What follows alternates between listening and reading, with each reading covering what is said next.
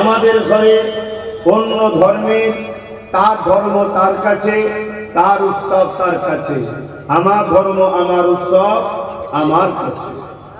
আমরা কখনোই কারো বিষয়ে কোনো খারাপ মন্তব্য করি না। যদি কেউ করে সে ইসলামের লেবাসে মূলত কোরআন সুন্নাহর বিরোধী কাজ করছে। মনে থাকবে, আমার ভয় হয় এটা সন্ত্রাসবাদ জালিমদের একটা সাজানো নাটক হতে পারে। যেখানে আমার রাসূলুল্লাহ সর্বধর্মের মানুষকে ভালোবাসা দিয়েছে, প্রেম দিয়েছে, তাদের পাশে দাঁড়িয়েছে, তাহলে তুমি আমি কোন খাদের মূল যে তাদের বিরোধী করব? কথা বুঝে আসছে? তবে হ্যাঁ, ইসলাম সর্বসময় জুলুমের বিরুদ্ধে, ন্যায়ের পক্ষে। আল্লাহ কোরআন পাকের মধ্যে জানাচ্ছেন, তা'মুরুনা বিল মা'রুফ ওয়া তানহাউনা আনিল মুনকার। আমাদের জন্য দুটো কাজ, কুনতুম খায়রা উম্মাতিন উখরিজাত লিন-নাস তা'মুরুনা বিল মা'রুফ ওয়া তানহাউনা আনিল মুনকার। অন্যায়কে মিটাও, ন্যায়কে প্রতিষ্ঠিত করো। এই দুটো কাজ মহান স্রষ্টা রব্বুল আলামিন আমাদেরকে দিয়েছেন। জোরে বলুন সুবহানাল্লাহ। তাই যত নবীরা এসেছেন তিনারা ন্যায়ের পক্ষে, জুলুম অন্যায়ের বিরুদ্ধে। যত নবীরা এসেছেন তিনারা সত্যের পক্ষে, মিথ্যা সন্ত্রাসের বিরুদ্ধে।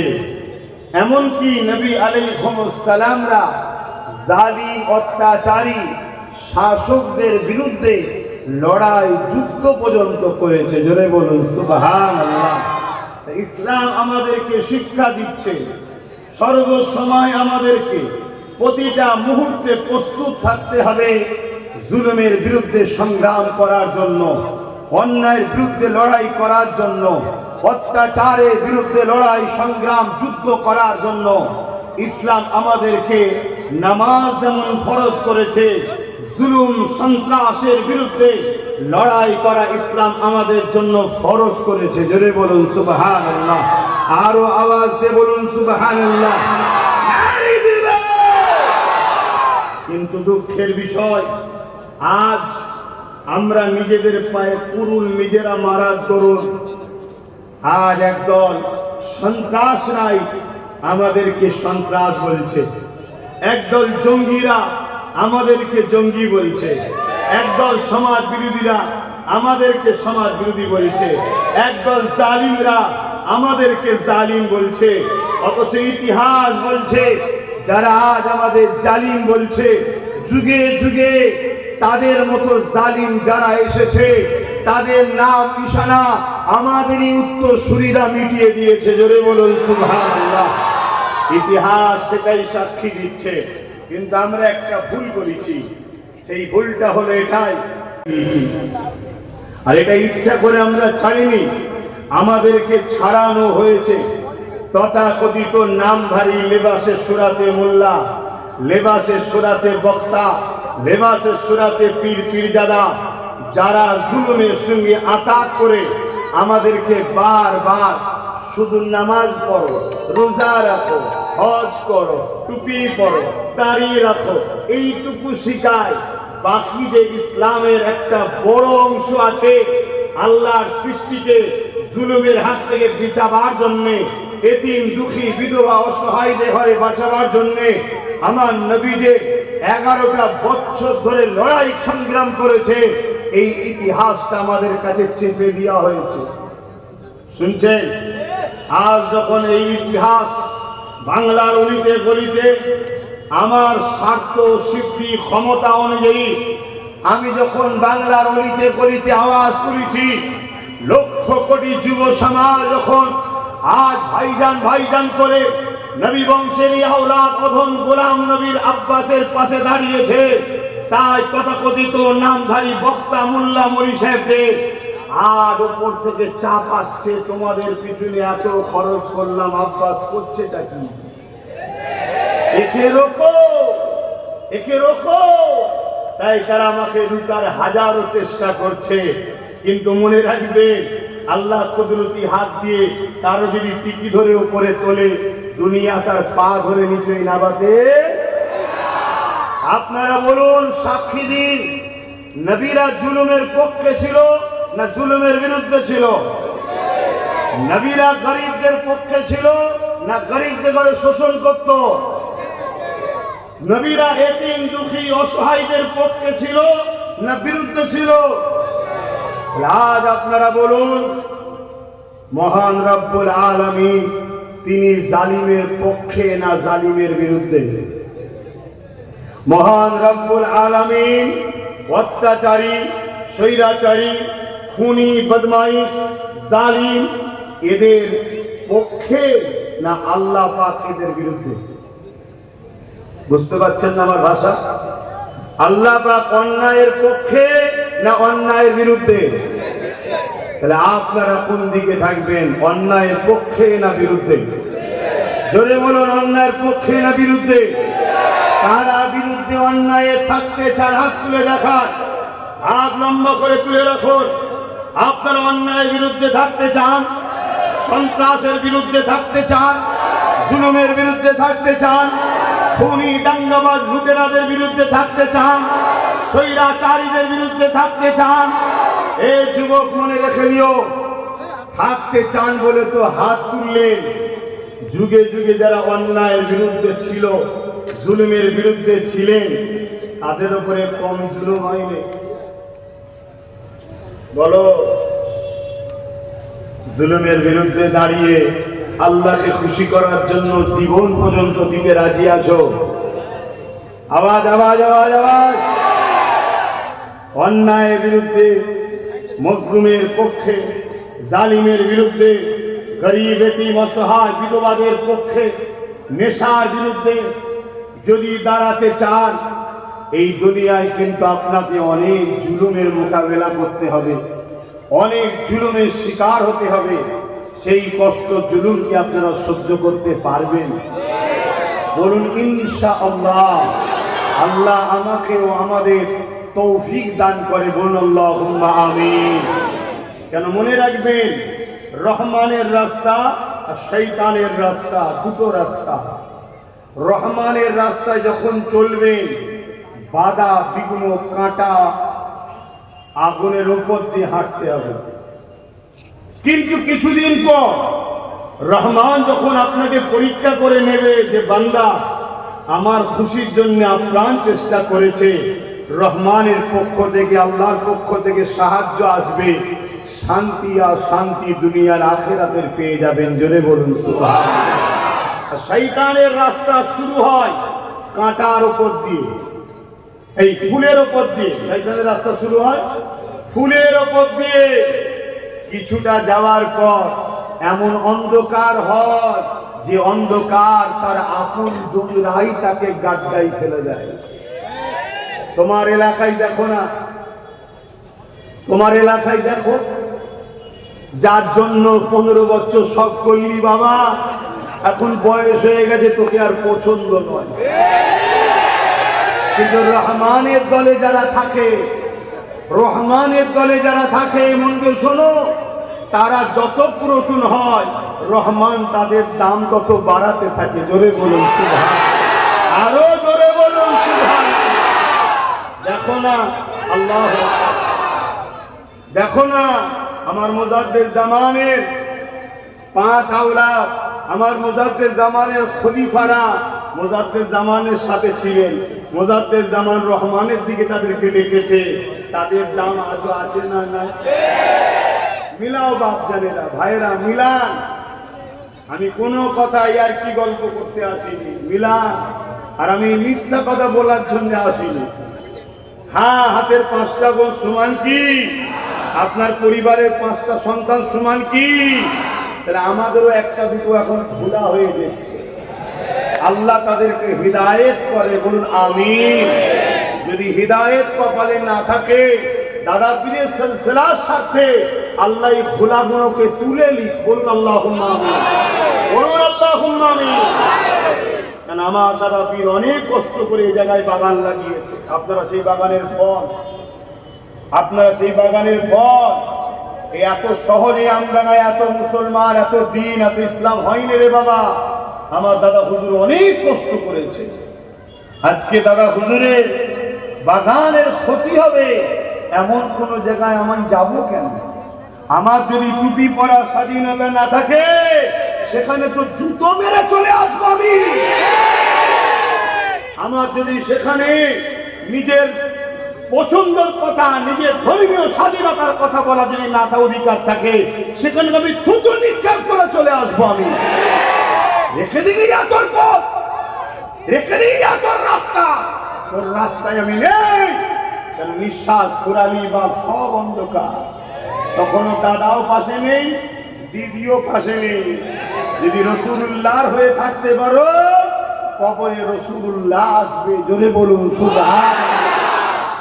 তো যাই হোক বাপজানেরা, মন দিয়ে শোনে, ও ভালো করে বুঝবেন কথাগুলো। আমাকে কিন্তু শেষ পর্যন্ত সময় দিতে হবে। কতক্ষণ আলোচনা হবে?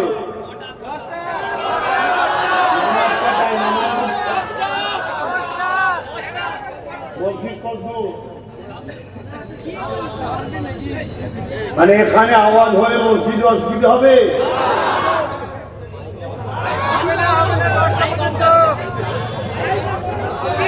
না, সময় দিতে হবে। কেন লাস্টের দিকে অরিজিনাল কথা হবে। আসে একটু চেপে চেপে আসেন, রাস্তা জাম হয়ে যাচ্ছে। ভাড়া জলসা কমিটি, এই জলসা কমিটি সব ভাড়া করে নিচ্ছি নাকি রে? কত হবে? 200-400 তো নাকি? হ্যাঁ হ্যাঁ হ্যাঁ, সহবত সহবত। এজন্য আল্লাহ সরে আসেন, সরে আসেন, সরে আসে। আল্লাহর রহমত জান্নাতে ভিড় হচ্ছে, বলুন মারহাবা। আল্লাহর রহমত হকের পক্ষে লোক বাড়ছে, বলুন মারহাবা। আল্লাহর রহমত আগামী দিন আমাদের হাতে আল্লাহ পাওয়ার দিচ্ছে, বলুন আলহামদুলিল্লাহ, ইনশাআল্লাহ। এটা খুশির কথা না খারাপ কথা? ইতিহাস বলছে 100 বছর কোন জুলুম পৃথিবীতে ইসলামের মোকাবিলায় থাকতে পারেনি। 100 বছর পর আবার পুনরায় ফিরে পেয়েছে, জোরে বলুন সুবহানাল্লাহ। হযরতে সুলতান আব্দুল হামিদ চলে গেছেন, 100 বছর হতে যাচ্ছে। অতএব দুনিয়ার এবারে চাকা ঘুরছে, কথা বুঝছেন? অতএব আমি আপনি চুপ করে বসে থাকলে হবে না। সময় পরিস্থিতি বুঝে কাজ করতে হবে, তাই তো নাকি? হ্যাঁ। তো আমি যে কথা বলছিলাম, আপনারা জুলুম সহ্য করতে পারবেন তো? কষ্ট সহ্য করতে পারবেন তো? আল্লাহ যদি একটু পরীক্ষা নেয়, দুবেলা না খাইয়ে আল্লাহর খুশির জন্য না খেয়ে থাকতে পারবেন তো? আল্লাহ যদি একটু জেলে দিয়ে পরীক্ষা নেয়, ইউসুফ নবীও জেলে গিয়েছিলেন, সাহাবা হুজুররাও জেলে গিয়েছিলেন, কিন্তু চাল চুরি, গম চুরি, তেরপল চুরি করে না।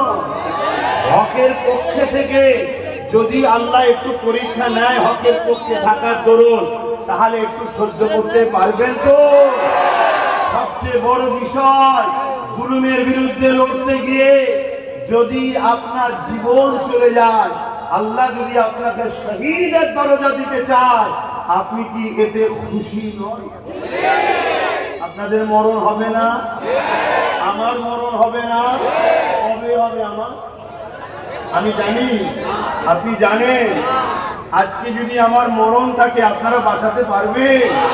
আপনাদের যদি মরণ থাকে কেউ বাঁচাতে পারবে? অতএব মরণটা তার জন্য হোক যিনি আমাদের স্রষ্টা, জোরে বলুন সুবহানাল্লাহ। তার জন্য মরণ বলতে কি বুঝায়? তিনি জীবনে চলতে বলেছে, ওই পথে চলতে গিয়ে যদি আপনার মরণ হয়ে যায়, মনে রাখবেন ওই মরণটা আল্লাহর জন্যে হয়েছে।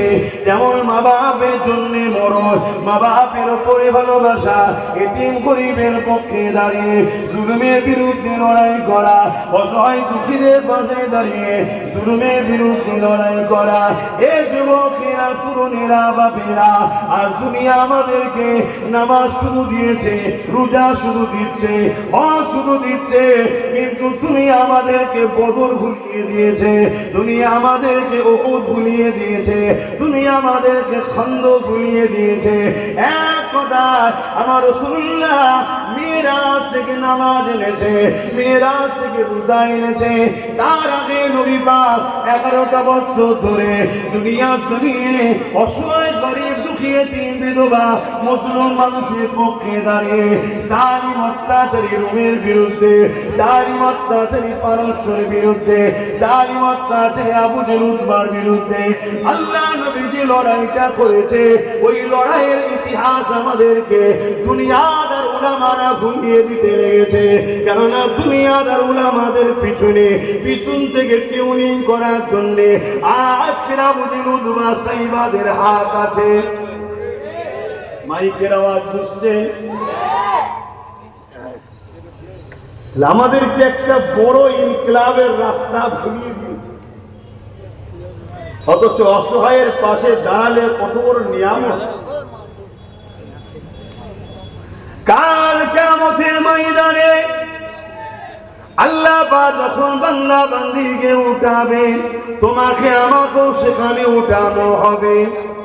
যুবকরা মন দিয়ে শোনো, গুনার মাপ আছে, জুলুমকারী হকুন নাসের মাপ আল্লাহ করবে না। গুনার মাপ আছে, ইসলাম বিরোধী করে ফেললে, ইসলামের ক্ষতি করে ফেললে, ক্ষতিকারকদেরকে সহযোগিতা করে ফেললে, এখানে কিন্তু মাপ নাই। কিয়ামতটা বড় কঠিন হবে। আল্লাহ নবী জানিয়ে দিলেন, মাথা রাখবেন দেখতে লাভ। এক হাত উপরে আল্লাহ সূর্যকে নামিয়ে দেবে, সূর্যে 12 গুণ তাপ আল্লাহ বাড়িয়ে দেবে। ওই সূর্যের তাপেতে মানুষের মাথার ক্ষীণগুলো গলে গলে গলে গলে নাক দিয়ে ছড়ে ছড়ে পড়তে থাকবে। এ যুবকেরা, আল্লাহ রাসূল জানিয়ে দিলেন, কিয়ামতের দিনেতে এমনও বাপ পাওয়া যাবে নিজের ছেলেকে জমিনে শুইয়ে দিয়ে তার বুকের উপরে পা দিয়ে দাঁড়িয়ে যাবে। কিয়ামতের দিনে এমনও ছেলে পাওয়া যাবে নিজের জনমদাতা বাপকে জমিনে শুইয়ে দিয়ে তার বুকের উপরে পা দিয়ে দাঁড়িয়ে যাবে। কিয়ামতের দিনে এমনও মা পাওয়া যাবে নিজের মেয়েকে জমিনে শুইয়ে দিয়ে তার বুকের উপরে পা দিয়ে দাঁড়িয়ে যাবে। কিয়ামতের দিনে এমনও মেয়ে পাওয়া যাবে নিজের মায়ের বুকের উপরে পা দিয়ে দাঁড়িয়ে যাবে। এ উম্মতে মুহাম্মাদি, ইসলামের অনুসারীরা, তোমাকে আমাকে অন্য কারো মতো চললে হবে না। কেন? তুমি আমি বিশ্বাসী আল্লাহ আছে, তুমি আমি বিশ্বাসী কিতাবকে বিশ্বাস করি, তুমি আমি কবরে বিশ্বাস করি, তুমি আমি আখিরাতের বিশ্বাস করি, তুমি আমি কিয়ামতের বিশ্বাস করি, তুমি আমি জান্নাত জাহান্নাম আছে বিশ্বাস করি। এই দুনিয়ার অন্য কারো দিকে তাকিয়ে তোমার আমার ইচ্ছা মতো চললে হবে না। মনে রেখে দিও, দুনিয়া তো চাইবে তোমাকে আল্লাহ রাসূল থেকে সরিয়ে দেবে। কারণ ইবলিসের মিশন হলো আদমের ছেলেগুলোকে জাহান্নামে নিয়ে যাবে, আদমের মেয়েগুলোকে জাহান্নামে নিয়ে যাবে। ইবলিস চাইবে যেমন করে হোক তোমার দ্বারা এমন কোন কাজ করিয়ে দেবে যাতে আল্লাহ রাসূল তোমার উপরে নারাজ হয়ে যায়। তাই মনে রেখে দিও, ওই কিয়ামতের দিনে একে অপরের বুকে পা দিয়ে দাঁড়িয়ে যাবে। সাহাবা হুজুররা জিজ্ঞাসা করতে লেগেছে, ইয়া রাসূলুল্লাহ, হাবিবাল্লাহ, এই রকমটা কেন হবে? আল্লাহ নবী জানিয়ে দিলে, ওই সূর্যের তাপেতে লোহা যেমন আগুনে দিলে পুড়ে লাল হয়ে যায়, সূর্যের তাপেতে জমিনটা পুড়ে লাল হয়ে যাবে। আজকে কোটি কোটি মাইল দূরে সূর্য রয়েছে, এর তাপ সহ্য করা যাচ্ছে না। এ যুবক, আল্লাহকে ভয় করো। আমার আম্মা বোনেরা, আল্লাহকে ভয় করো। দুনিয়া দুনিয়া করতে গিয়ে আখিরাত যেন বরবাদ না হয়ে যায়। দুনিয়া তাড়াতাড়ি করতে হবে। আল্লাহ নবী জানিয়ে দিয়েছে তোমার ধর্মনীতি করতে হবে, সমাজনীতিও করতে হবে, রাজনীতিও করতে হবে, রাষ্ট্রনীতিও করতে হবে, এডুকেশন নীতি, পরিবার নীতি, সব নীতি তোমাকে মেনে চলতে হবে। কিন্তু এই নীতিটা কার অনুসরণ করে? আল্লাহ কোরআনে জানিয়ে দিলেন উসওয়াতুন হাসানা, আমার নবী পাককে ফলো করে। আরো জোরে বলুন সুবহানাল্লাহ।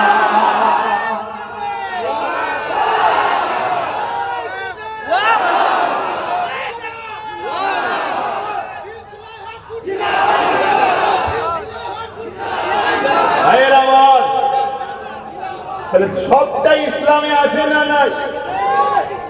ধর্মনীতি, সমাজনীতি, পরিবার নীতি, রাজনীতি, রাষ্ট্রনীতি, মানববন্ধন নীতি, সম্প্রীতি নীতি, ঐক্য নীতি, বিজনেস নীতি, সব নীতি ইসলামে আছে না নাই? আপনি ধর্মনীতি নেবেন রসুল থেকে, আর বাকি নীতি নেবেন চোর, জালিম, অত্যাচারী থেকে।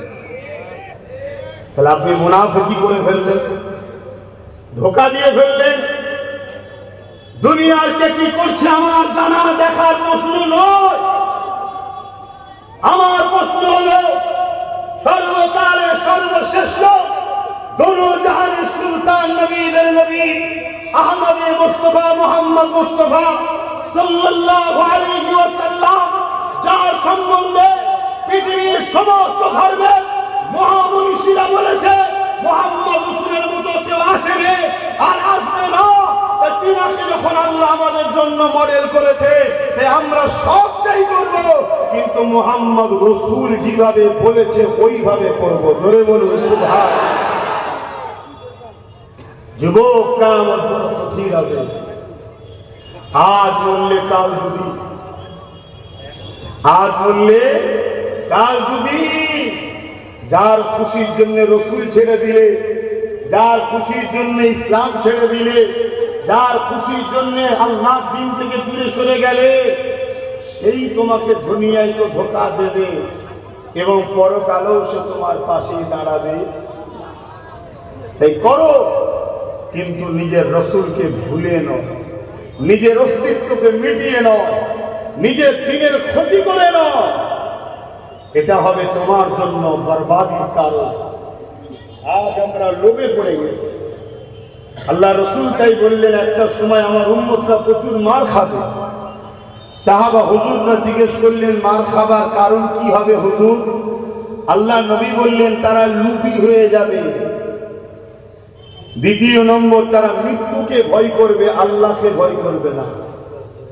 বলুন আমার কওমের মধ্যে লোভ ঢুকেছে না ঢুকেনি?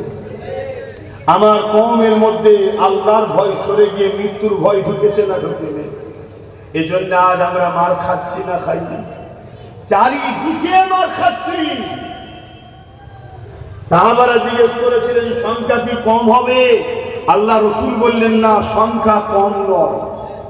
আমাদের সংখ্যা যদি কম হতো তাহলে জোর করে এসআইআর করে মুসলমানদেরকে ভোট থেকে বাদ দিয়ে ভোট চালু করার ব্যবস্থা করতে হতো না। বুঝছেন? আমাদের সংখ্যা বেশি বলেই তো আমাদেরকে জোর করে বাদ দিয়ে রাখা হয়েছে, জোর করে বাদ দিয়ে রেখেছে। অন্যায় হচ্ছে আমাদের উপরে, জুলুম হচ্ছে আমাদের উপরে, সংবিধান বিরোধী কাজ হচ্ছে, জোর করে মানুষের ভোটার অধিকারকে কেড়ে নিয়েছে। কেন? এই বাংলায় দীর্ঘদিন ঢুকার চেষ্টা করছে, কিন্তু বাংলায় ঢুকতে পারছে না। তাই দেখছে এদেরকে ভোটার অধিকার থেকে বাদ দিয়ে রাখো, তারপরে যদি ঢুকা যায়। কথা শুনছেন তো নাকি? কিন্তু আমরা তো একটা ভুল করেছি। সেই ভুলটা কি? 2022-এ বলেছিলাম একটা দিন আসছে তোদেরকে ভোট দিতে দেবে না, তোদের ভোটার অধিকার কেড়ে নেবে। বলেছিলাম না? কেন বলেছিলাম? দুঃখ করে যে আমাকে গোটা 10-15 দিনই না, একটা দিয়েছিস পুরো বাংলা দাবিয়ে বেড়াচ্ছে। ওর সাথে যদি গোটা 10-15 হতো তাহলে আরো শক্তি বাড়তো না কমতো? তাহলে চক্রান্তকারীরা চক্রান্ত করার আগে 100 বার ভাবতো না? ভাবতো না? হ্যাঁ, এই জন্য বলেছিলাম যা আল্লাহ কাছে দোয়া করি জালিমদেরকে আল্লাহ ধ্বংস করুক, বিপদগ্রস্ত মানুষকে আল্লাহ হিফাজত করুক, বলুন আল্লাহুম্মা আমিন। কিন্তু ভাই, পুকুর কাটতে গেলে পুকুর কাটার মেশিনটা তো আমায় দিতে হবে নাকি? কারো সঙ্গে মোকাবেলা করতে গেলে সেই মোকাবেলা করার জন্য আমাকেও তো কিছু হাতে দিতে হবে নাকি? না হয় কি করে মোকাবেলা হবে বলুন? আসেন কামতের কথা বলছিলাম। এ নওজোয়ান তরুণেরা, বাপেরা, মনে রাখবে আল্লাহ দুনিয়া আমাদেরকে পাঠিয়েছে পরীক্ষা নিবার জন্য বান্দারে। যে কোনো মুহূর্তে, যে কোনো সময় তোরা আমি আল্লাহ আমাকে ছেড়ে অন্য কাউকে প্রাধান্য দিবি না।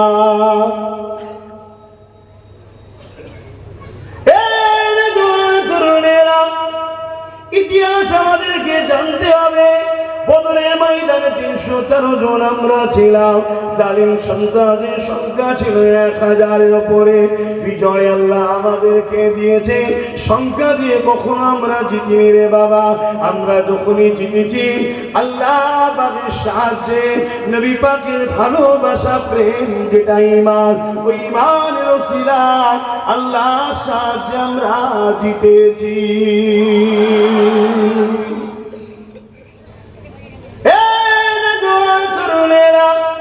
তবে আল্লাহ পরীক্ষা নেবে, না এর পক্ষে আপনি আছেন না নাই, তার পরীক্ষা আল্লাহ নেবে।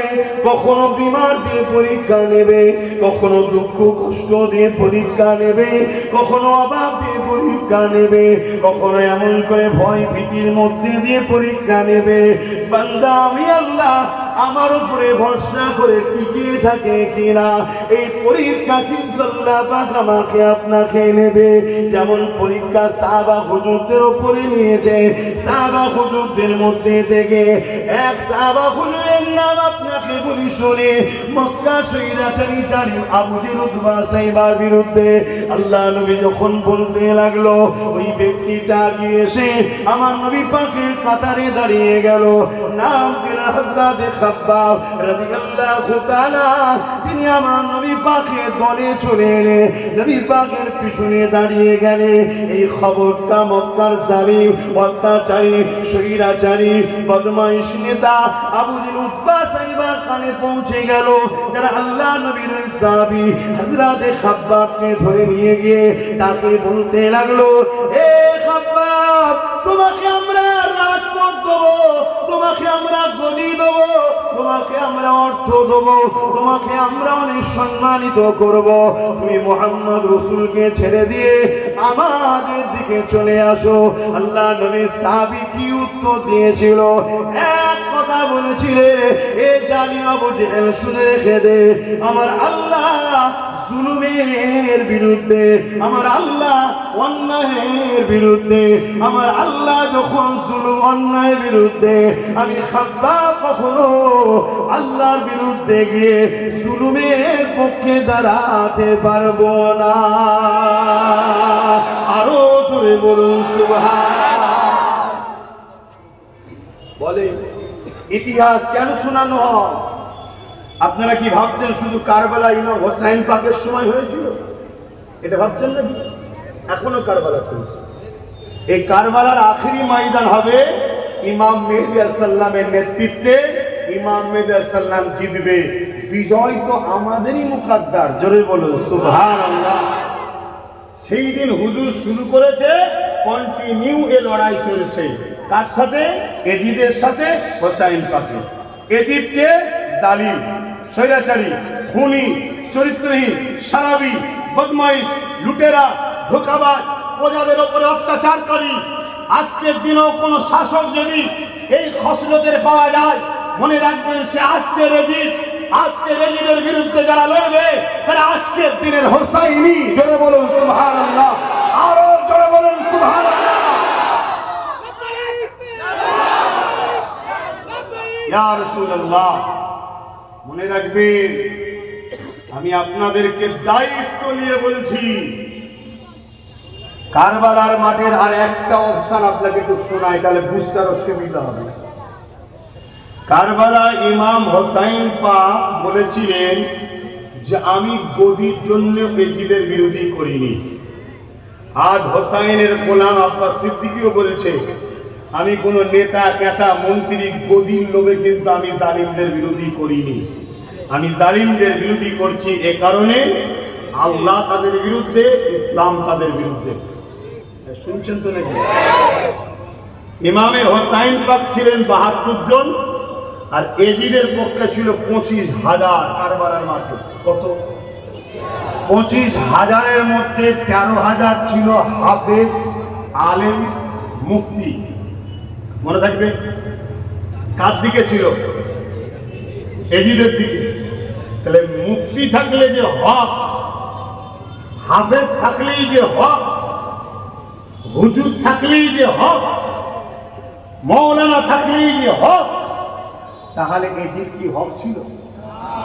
হোসাইন ভুল ছিল? এক কথা আমার বুঝছেন তো নাকি?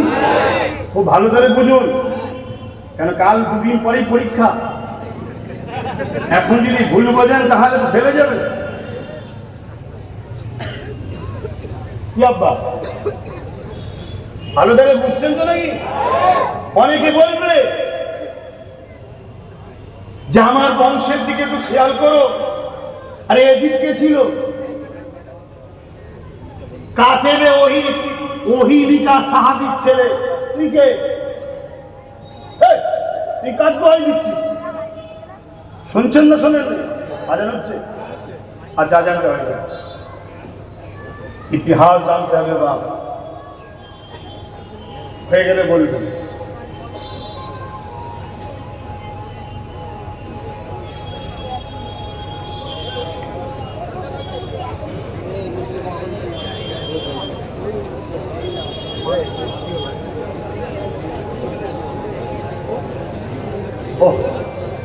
বাবা বসেন, একে দেখার কিছু নেই, বসে। আমরা কোমর ছেড়িয়ে লিখছেন।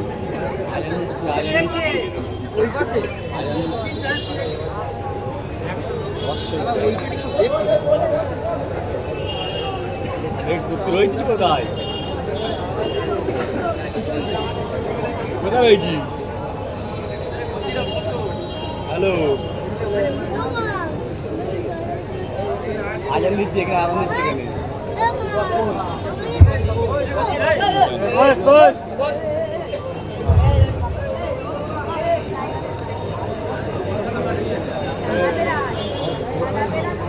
আজান হচ্ছে বলে আমায় চুপ করতে হচ্ছে, আর আপনারা কখন আদর করুন আজান।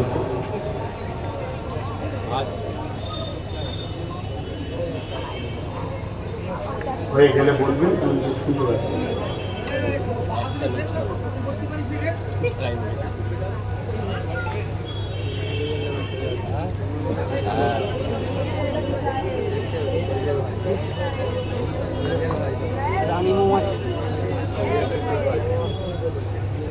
देखिए कांड में ना ना हमारा देखिए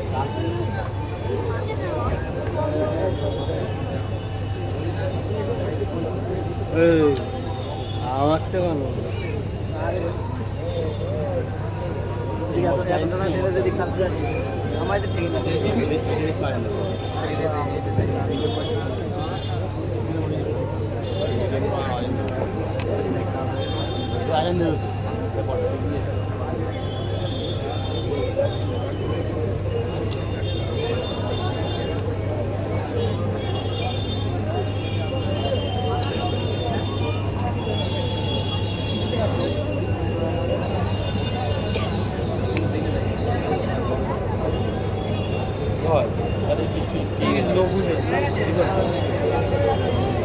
اللهم رب عبادك لا درود الشريف اللهم صل على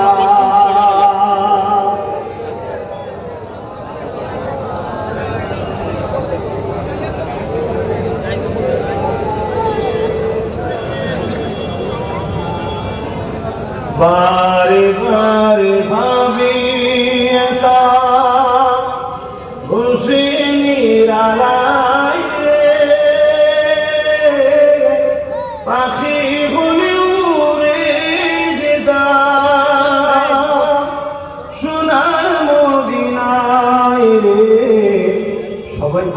সোনার মদিনায় রে, বারে বারে ভাবি একা বসে নিরালাই রে।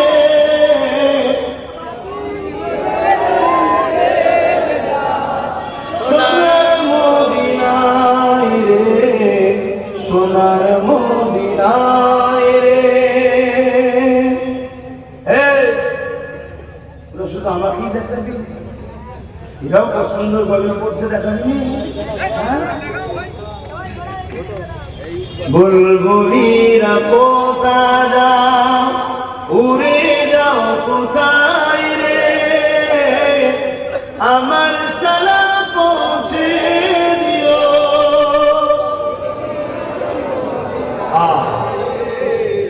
বুলবুলিরা কোথায় উড়ে যাও কোথায় রে, আমার সালাম পৌঁছে দিও। নবীজি রওজায় রে, নবীজি রওজায় পাখি হলে উড়ে যেতাম সোনার মদিনায় রে, সোনার মদিনায় রে। রহম করো ও গো আল্লাহ, ও দয়াময় রে, পাই যেন নবীর সবার, নবী মুস্তাফায় রে, নবী মুস্তাফায় রে। বারে বারে ভাবি একা বসে নিরালাই রে, পাখি হলে উড়ে যেতাম সোনার মদিনায় রে, সোনার মদিনায় রে। আল্লাহুম্মা সাল্লি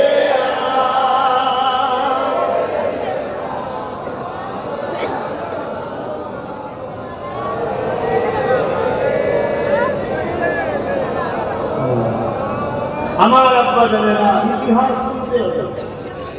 আমাদের সঙ্গে যুগে যুগে একদল মুসলিম লেবাসে মুনাফিকরা গাদ্দারি করেছে। আজকে মুখ ভর্তি দাড়ি, মাথায় টুপি দিয়ে মুসলমান সেজে, মুফতি মৌলানা হুজুর, হুজুর দাদা সেজে আমাদের সঙ্গে আজও ধোঁকা গাদ্দারি দিতে পারে না। ইতিহাসকে মনে রাখতে হবে। আমার হুসাইন পাক দিয়েছিলেন গরিবের পক্ষে, বিধবার পক্ষে, মজলুমের পক্ষে, মানবতার পক্ষে, অন্যায়ের বিরুদ্ধে, নেশার বিরুদ্ধে। এদিক ছিল মজলুমের পক্ষে, এদিক ছিল জালিম, এদিক ছিল খুনি, এদিক ছিল শরাবি, এদিক ছিল অত্যাচারী। সেদিন আমার হুসাইন পাকের বিরুদ্ধে 13,000 প্রকাশ্য তরোয়াল নিয়ে মাঠে নেমেছে হুসাইনকে শহীদ করবে। শুনছেন? তাদের মধ্যে 3,000 ছিল হাফেজ, 3,000 ছিল মুফতি, আর 7,000 ছিল আলেম। আজকের মুফতি, আজকের মৌলানা, আজকের তথাকথিত কিছু পীর পীরজাদা, আজকের কিছু বক্তা, আজকের দিনের তারা সেদিন যদি তরোয়াল হোসাইনের বিরুদ্ধে দাঁড়াতে পারে, আজকের দিনে এরা সামান্য পদের জন্য, সামান্য টাকার জন্য আমার মসজিদকে যারা মিটাতে চাইছে, যারা মসজিদ, মাদ্রাসা, কবরস্থান, ওয়াকফকে মিটাতে চাইছে, যারা বলছে মসজিদের জন্য, কবরস্থান, ঈদগাহ, ওয়াকফের জন্য এখানে আন্দোলন নয়, দিল্লি চলে যাও, তাদের পক্ষে আজকেও কিছু মুনাফিক দালালি করতে পারে না? পারে না? আপনারা কি দিনের দুশমন হবে? আপনারা কি মসজিদের দুশমন হবে? আপনারা কি এই দিন মার্কা মুনাফিক উলামাদের পাল্লায় পড়ে নবীর দিনের দুশমনদের শক্তিশালী করবে? প্রকাশ্য দুশমনকে তো চিনা যায়, বন্ধু সেজে দুশমনকে চিনা বড় মুশকিল। এই বাংলায় আর যারা পুরো দেশকে লুটছে এই বাংলায়, তাদের কোনো জায়গা ছিল না আজ থেকে 15 বছর আগে। কথা কি আমার বলা ভুল হচ্ছে? কেন? তখন ছিল কাটার মেশিন, কেটে দিয়েছে। এখন হয়ে গেছে ঘাস। এই শুনছেন তো? আর ঘাস থাকলে কে আসে? ঘাস থাকলে কে আসবে? জোরে বলবেন তো? হ্যাঁ, তাহলে গরু তাড়াতে গেলে ঘাস আগে তুলতে হবে। এখন তো ঘাস মারা বেরিয়েছে, মেরে দিলেই পুরো তারপর দিন ফাঁকা। ঠিক না? তাহলে বলো, আমি অন্য জায়গায় অপসহায় করে নিলাম, তুমি আমার ভাই হও, আমার নাই জায়গা মেরে দিয়েছো, চলো ছেড়ে দিলাম। তুমি নাই আমার চাকরিটা নিয়ে দিয়েছো, তাই ছেড়ে দিলাম। তোকে পানি কে দিতে বললো? এত দরদকে দেখাতে বলেছে? আর আমি মানুষকে ছুড়ে বানাই, আর আমি মানুষকে ধ্বংস করি। এই দুনিয়ায় আরাম করতে আমরা এসেনি, এই দুনিয়ায় আল্লাহর জমিনে শান্তি প্রতিষ্ঠিত করার জন্য উম্মতে মুহাম্মাদি হয়ে এসেছি। জোরে বলুন সুবহানাল্লাহ। সর্বসময় আমাদেরকে মনে রাখতে হবে আমরা লড়াইয়ের ময়দানে আছি, কোন অবস্থাতে গাফলতি করলে হবে না। মন দিয়ে শোনেন, আর দুনিয়ায় যদি আপনি গায়ের জোর দিয়ে নিজের খেয়াল খুশি মতো কোরআনের বিরুদ্ধে, ইসলামের বিরুদ্ধে, মসজিদ মাদ্রাসার বিরুদ্ধে, ওয়াকাফের বিরুদ্ধকারীদের সঙ্গে সাথ দিয়ে দিলেন, ময়দানে মাশরে আপনাকে উঠতে হবে, কবরে আপনাকে যেতে হবে। আপনি বলবেন, হুজুর আপনি জলসায় এসেছেন, এসব কথা বলছেন কেন? আরে আমি আমার ধর্মের দুশ্মনদের বিরুদ্ধে লড়বো, এটা তো আমার দায়িত্ব, ফরজ, করতেই হবে। তোমার ডিউটি তুমি না করে, তোমার ডিউটি ছিল মানুষের রুজি রুটির কথা ভাবা, তোমার ডিউটি ছিল মানুষের চিকিৎসার কথা ভাবা, তোমার ডিউটি ছিল মানুষের রাস্তাঘাটের কলকারখানার কথা ভাবা। তুমি না করে আমার ওয়াকাফকে মিটাতে চাইছো, আমার কোরআনের বিরোধী কথা বলছো। তুমি বললে কোরআন শেষ হয়ে যাবে, আমার উন্নতি শেষ হয়ে যাবে না, এটা কি তোমার কাজ? এটা তুমি এখানে মাথা গলিয়েছো কেন? তোমার যখন মাথা গলিয়েছো, তোমার মাথার চিকিৎসা আমরা করতে তো হবে, এটা ইমানি দায়িত্ব আছে, এটা আমাদের দায়িত্ব। তুমি তোমার প্ল্যাটফর্মে যদি থাকতে, তাহলে আমি আমার মতো থাকতাম। তুমি যখন আমার ঘরে ঢুকেছো, হাত মেরেছো আমার ধর্মে, তাহলে আমাকে তো একটু দেখতে হবে নাকি? হ্যাঁ, এবার তুমি যদি মনে করো আমার ঘরে কিছু মুসলিম সুরাতের মুনাফিক বক্তা মৌলী সাহেব মুফতিদের নিয়ে তুমি মানুষকে বোকা বানিয়ে দেবে, অত সহজ নয়। আমরা কোন পীরকে পূজা উপাসনা করি না, আমরা কোন মুফতি মৌলানার উপাসনা করি না, আমরা কোন পীর মুফতি মৌলানার শরিয়াতকে মানি না। আমরা উপাসনা করি আল্লাহ, আর শরিয়াত মানে মুহাম্মদ রাসূলুল্লাহ। জোরে বলুন সুবহানাল্লাহ। তুমি শরিয়াতের উপরে থাকবে, তুমি মৌলী সাহেব আমার বাড়িতে আসো, মুরগি জবাই করে খাও। তুমি শরিয়াতের উপরে থাকবে, তোমার জুতো দরকার হয় বইও নিয়ে যাবো, কেন তুমি আমার রাসূলুল্লাহ দিনের খাদেম, তাই তো নাকি? কিন্তু তুমি যদি আল্লাহ দিনের দুশ্মনদের সঙ্গে হাত মিলাও, নবীর মাদ্রাসার দুশ্মনদের সঙ্গে হাত মিলাও, তুমি জেলার সামী হও, তোমাকে মেনে নেওয়া ইমানদারদের পক্ষে সম্ভব নয়, সম্ভব নয়, সম্ভব নয়। ঠিক না বেঠি? মনে রাখবে, এই নিঃশ্বাসটা যে টানছো,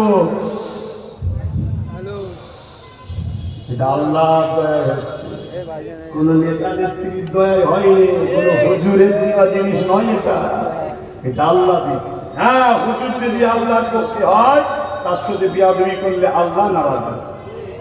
হুজুর যদি রাসূলুল্লাহর পক্ষে হয়, তার সাথে বিয়াদবি করলে আল উলামা ওয়ারাসাতুল আমবিয়ায়ে নবী নারাজ হয়ে যাবে। মনে থাকবে? তাহলে কারবালার ইতিহাসটা মনে থাকবে তো? আজকে এরকম গাদ্দার থাকতে পারে না। সেদিন এজিদের পক্ষে গিয়েছিল কেন? কিছু পদ পাবা, কিছু টাকা পাবা, কিছু আশরাফি পাবা, এজন্যই তো গিয়েছে। আজকে এরকম আছে না? না। হ্যাঁ,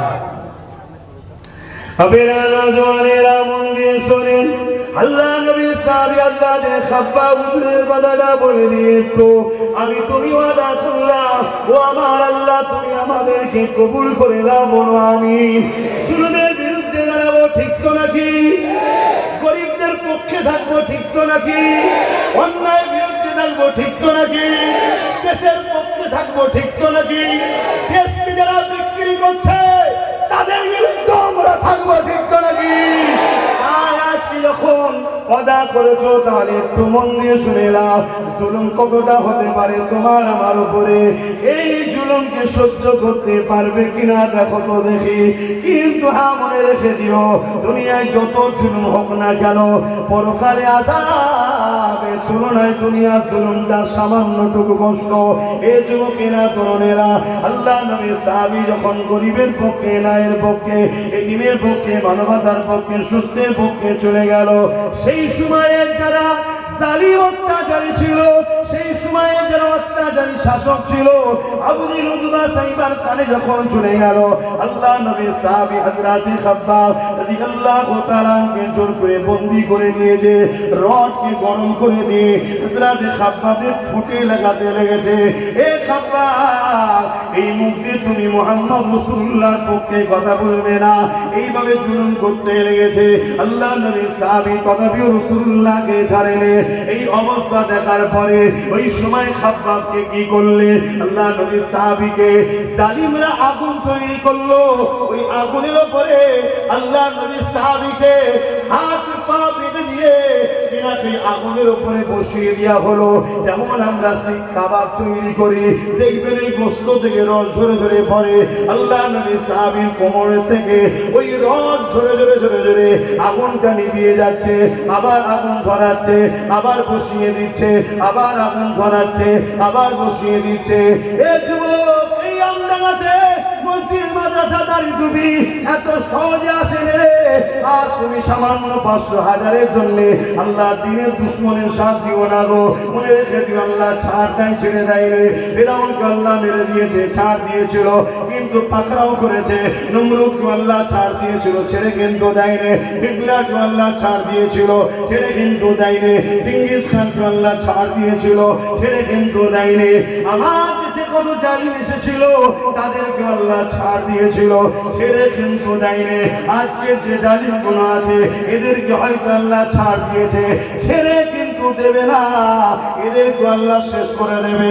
কিন্তু মনে রেখে দিও, তুমি যদি জালিমদের দ্বারা মুক্ত হয়ে যাও, তাহলে জালিমদের সঙ্গে তোমার হাসর নাসর হবে, জালিমদের কাতারে জাহান্নামে যেতে হবে। কেন রাসূলুল্লাহ জানিয়ে দিয়েছে, দুনিয়ায় তুমি যার সঙ্গে থাকবে, পরকালে তার সঙ্গে তোমার হাসর নাসর হবে। এ যুবকেরা, তরুণেরা, আল্লাহ নবী দয়াল নবী সাহাবী বলে, আমার আগুনের কোমরের গোশত পড়তে পড়তে পড়তে আমার কোমরের গোশত খানা সব আগুনে খেয়ে নিয়েছে, এবারে আমার হাত পড়তে শুরু করেছে। কিন্তু আমার আল্লাহ এমন সময় সাহাবা হুজুরদের সংখ্যা আরো বাড়িয়ে দিলে, নবী পাককে বিজয় দিয়ে দিলে। ওই সাহাবীও আজাদ হয়ে গেল জুলুম থেকে। এই সাহাবী বলতে লেগেছে, আমার উপরে এত কষ্ট হয়েছে, কিন্তু আমি খুশি একটা কারণে, ওই কারণটা হবে এত কষ্টের পরও আমি আমার মালিক আল্লাহকে ছেড়ে দিইনি। আরো জোরে বলুন সুবহানাল্লাহ।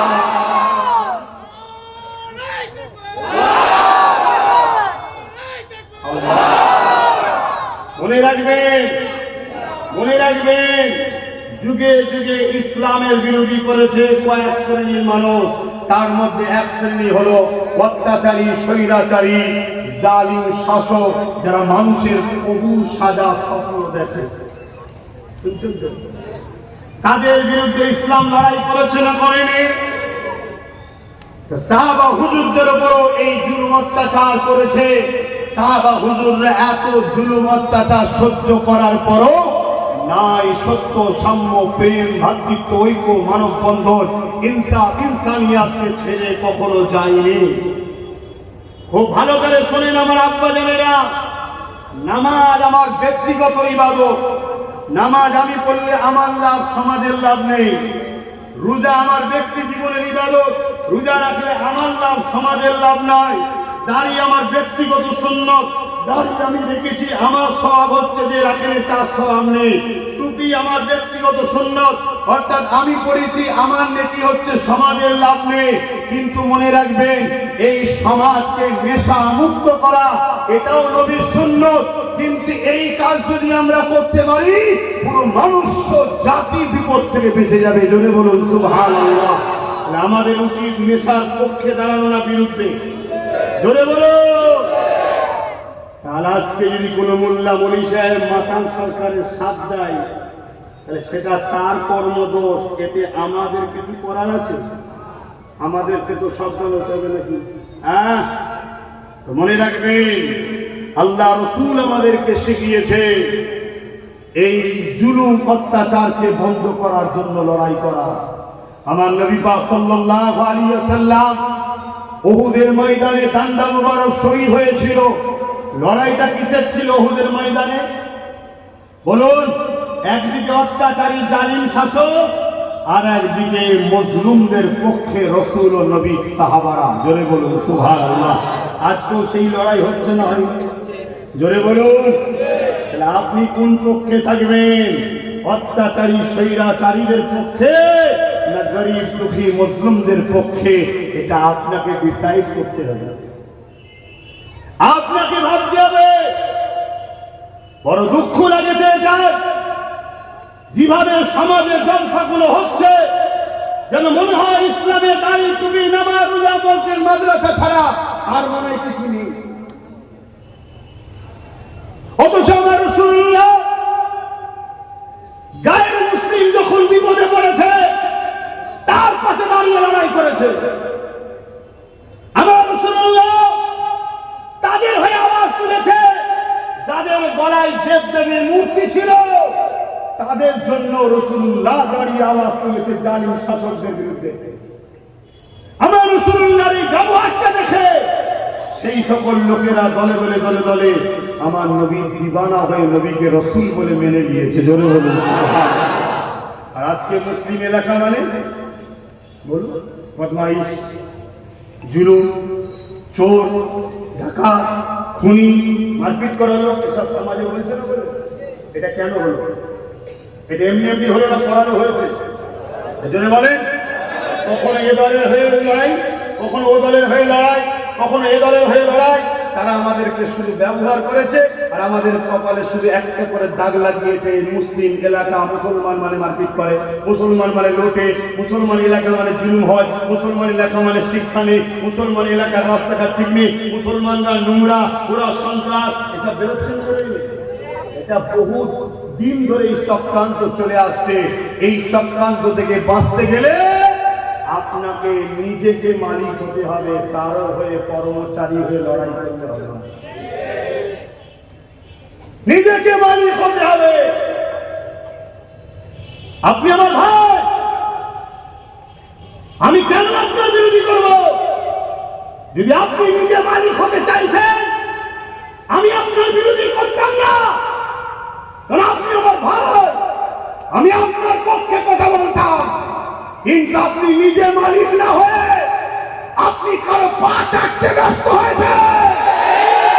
তাই দিনের সাথে আপনার বিরুদ্ধে আমাকে কথা বলতে হবে, নয় কিয়ামতের দিনে রাসূলুল্লাহ শাফাআত করবেন আমার। আপনার গলায় বেল আছে কারো, আপনি কারো গলায় বেল পরিয়ে কারো পোষা কুকুর হয়ে গেছেন, আপনি কারো হয়ে ভক ভক করছেন, আপনি সমাজকে বলে বেড়াচ্ছেন আমি কাকুতি বিনতি করবো কারো কাছে গিয়ে। আপনি নিজে প্রমাণ দিচ্ছেন আপনার নিজের প্রমাণ নেই ওখানে, আপনি কাকুতি বিনতি করে আনবেন, এখন থেকে প্রমাণ দিচ্ছে।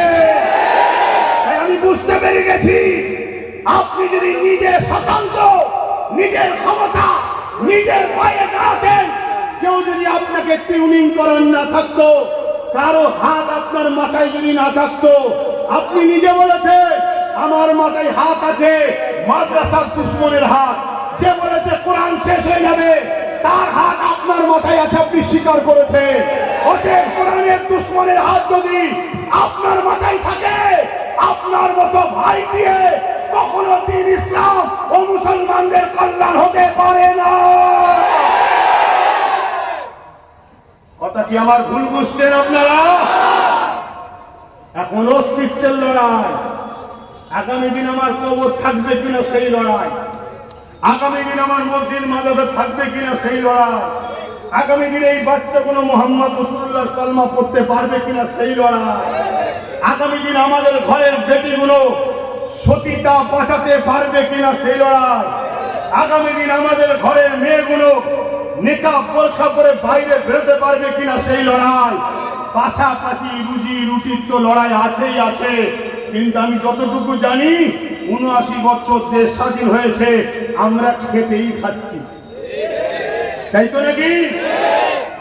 কিন্তু আজকে আমার অস্তিত্ব লড়াইয়ের সামনে আমার ভাইও যদি সামনে দাঁড়ায়, আমি মসজিদের পক্ষে, কবরস্থানের পক্ষে, ঈদগাহর পক্ষে, কোরআনের পক্ষে দাঁড়াবো না আমার ভাইয়ের পক্ষে দাঁড়াবো?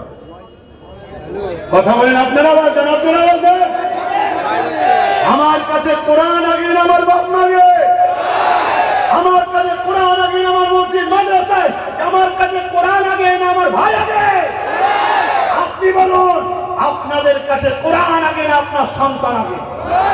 আপনার কাছে কোরআন আগে না আপনার রাসূলের দ্বীন আগে? যদি কোরআন আগে হয় তবেই তো আপনি ঈমানদার। কেন রাসূল বলেছে লা ইউমিনু আহাদুকুম হাত্তা আকুনা হাব্বা ইলাইহি মিন ওয়ালিদিহি ওয়া ওয়ালাদিহি ওয়ান নাসি আজমাইন। ততক্ষণ পর্যন্ত তোমরা ঈমানদার হতে পারবে না যতক্ষণ পর্যন্ত তোমাদের ধন দৌলত, টাকা পয়সা, জমি জায়গা, ঘর বাড়ি, বাপ মা, এমনকি জানের থেকে আমি রাসূলুল্লাহকে বেশি না ভালোবাসতে পারবে, ততক্ষণ তোমরা ঈমানদার নও। শুনছেন? হ্যাঁ আমার ছেলে, তোমরা আমার ভাই, তোমাদের মধ্যে অনেক ভুল আছে। দাড়ি ছেড়েছো ভুল, মাথায় টুপি পরো না ভুল, নামাজ কাজা করছো ভুল, রোজা কাজা করে ফেলছো ভুল, গান শুনছো ভুল, ফাংশন গেছো ভুল, সিনেমা দেখেছো ভুল, আরো ইত্যাদি ইত্যাদি পাপ করেছো ভুল, কিন্তু তোমরা দ্বীনের দুশমন না। তোমাদের এই ভুল কাল আল্লাহ চাইলে মাফ হবে। এই যে মুরব্বীরা বসে আছে, একটা সময় তোমাদের বয়সে একটু ভুল হয়েছে না? এখন হয়। এখন আল্লাহ তাআলা নামাজি, দাড়িওয়ালা, টুপিওয়ালা, হাজি হয়ে আল্লাহওয়ালা হয়েছে। আজ তোমার হালকা বয়সে ভুল হচ্ছে, কালকে পরিবর্তনের জায়গা আছে। কিন্তু তুমি যদি মাদ্রাসা ভাঙার দুশমন হও, তুমি যদি মসজিদের দুশমন হও, তুমি যদি কোরআনের দুশমন হও, তোমার বাঁচার রাস্তা আছে। হ্যাঁ, আর আমি যদি সত্যি তোমাকে ভালোবাসি, আমি তোমাকে তো রুকার আপ্রাণ চেষ্টা করব। কমসে কম তোমাকে বাঁচাতে গিয়ে যদি তোমাকে ঘরে বেঁধে রাখতে হয় তাও ভালো, কিন্তু তোমাকে বেঈমানের হাত থেকে বাঁচানো দরকার আছে না? না, তার জন্য চেষ্টা তো করব। আল্লাহ তোমায় হেদায়েত দিক, আল্লাহ আমাকে আমাদেরকে হেদায়েত দিক। বলুন আল্লাহুম্মা আমিন।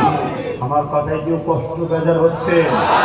আপনারা কি ভাবছেন ভাই ভাই ঝগড়া? হ্যাঁ বলুন। হ্যাঁ, নবীর চাচা, নবীর পরিবার আরেকটা গিয়েছিলেন হযরত আবু বকর সিদ্দিক, আর তিনার ছেলে বদরের ময়দানে, ছেলে ছিল আবু জেহেলের দিকে, আবু বকর সিদ্দিক নবীর দিকে। লড়াই হয়ে যাওয়ার পর একদিন ছেলে এসে বাপকে বলছে, আব্বা আমি কিন্তু আপনাকে অনেকবার সুযোগ পেয়েছিলাম, কিছু বলিনি। হযরত আবু বকর সিদ্দিক বলছে, যার কুদরতি হাতে আমার জান আছে, আমি যদি তোকে পেতাম ঘর থেকে কল্লা বলা করে দিতাম। কেন আমার কাছে তুই আগে না নবী আগে? পরবর্তীতে ওই ছেলে হিদায়েত হয়ে ঈমানের কলেমা পড়েছে। জোরে বলুন সুবহানাল্লাহ। কথা বুঝে আসছে না? মনে রাখবেন, যুগে যুগের ইতিহাস আমাদেরকে জানতে হবে। এই যে মসজিদে আকসা বেদখল হচ্ছে নয়, এর পিছনে মুনাফিকদের হাত আছে। একটু বলবো মসজিদে আকসার ইতিহাস কি? ও সবাই হাত তুলে বলুন, শুনতে চান? শুনতে চান? হাত তুলে একটু নারা দিন, একবার নারে তাকবীর। আরে জমিন আসমান কাঁপিয়ে আওয়াজ তুলুন, নারে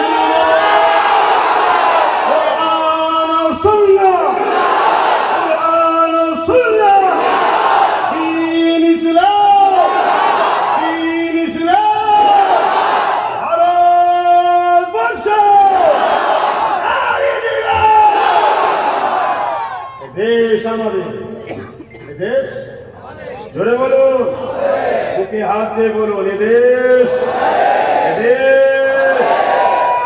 কোন মায়ের লাল নেই আমাদেরকে তাড়িয়ে দিতে পারে, কিন্তু আমরা যদি ভুল করি নিজেদের ভুলে একটু ক্ষতি হতে পারে, নিজেদের ভুলে একটু ক্ষতি হতে পারে। সেই ক্ষতিটা কেমন একটু বুঝাচ্ছি। ঘরে মুরগি পোষেন, কি বলবো, আমরা দেখবেন মুরগি ধরার জন্য কি করি, চাল দিই। মুরগি খুঁটে খুঁটে খুঁটে খুঁটে যাচ্ছে, আমরা চালটাকে আস্তে আস্তে দিতে দিতে দিতে দিতে দিতে দিতে ঘেরার মধ্যে লাইন এই তো নাকি, আরো মাথা হ্যাট করে খেতে খেতে খেতে খেতে খেতে খেতে ঘেরার মধ্যে চলে যায়, ঘেরার দরজা বন্ধ করে দিয়ে ধরে ফেলি। আমরা যদি ওই রকম লোভী হই তার জন্য ক্ষতি হবে, কিন্তু কোন বাপের বেটা জন্মাই না, জন্মাবে না, আমি রাসূলুল্লাহর ভবিষ্যৎবাণীতে বলে যাই ক্ষতি হবে অনেক, আমি জানি না, আল্লাহ রাসূল বলে গেছে, আমরা পড়েছি, অনেক ক্ষতি হবে আমাদের। আর এই ক্ষতির পিছনে দোষী আমরা নিজেরা। আর এই দোষটা কি? দুটো, আমরা মৃত্যুকে ভয় করছি, আল্লাহকে নয়। শুনছেন, আমরা কোন জালিম নেতাকে ভয় করি, আল্লাহকে নয়। কি হবে রে বাবা, কি হবে রে বাবা, কি হবে রে বাবা, চোখ থেকে থাক, টাকা ঢুকে পড়ে, এই যে ভয়। আর এই ভয়টাই তো খাওয়ানো হচ্ছে। যখন পৃথিবীর ইতিহাস বলতে যখন কোন রাজা পড়ে যাওয়ার সময় হয়, তার তখন একটাই রাস্তা থেকে জনগণ প্রজাকে ভয় পায়। শুনছেন, আর ওরাও দেখছে এ জাত ভয় পেয়েছে আমাদেরকে, আরো ভয় দেখা, আরো ভয় দেখা, আরো ভয় দেখা। আর ভয় খেয়ে গেলেই তখন ব্রেন ঠিকভাবে কাজ করবে না, প্ল্যান পরিকল্পনা হবে না, তখন ভুলটাকেই ঠিক মনে হবে, তাই তো নাকি? হ্যাঁ, এই ভয়, ভয় একমাত্র কাকে করবে, জোরে বলো। দ্বিতীয় নম্বর হচ্ছে আমরা ক্ষতিগ্রস্ত হচ্ছি নিজেদের কারণে, সেটা হচ্ছে আমরা লোভী। আমরা একবারও ভাবছি না আমাদেরকে টাকা দিবার বেলায় দিচ্ছে,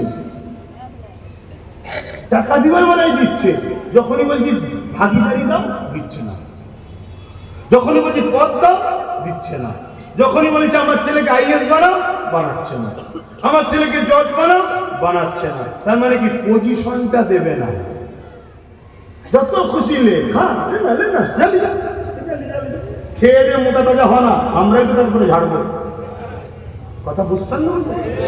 তাহলে এই ভুলটার জন্য আমাদের হয়তো একটু ক্ষতি হবে, কিন্তু মনে রাখবেন এই হিন্দুস্তানে আমাদেরকে বসিয়েছে আওলাদে রসুল, হাসানি হোসাইনি, সুলতানে হিন্দ, গরিবে নওয়াজ, খাজা মঈনুদ্দিন, আজমিরি সঞ্জাবি, আতায়ে রসুল আপনাদেরকে বসিয়েছে। জোরে বলুন সুবহানাল্লাহ।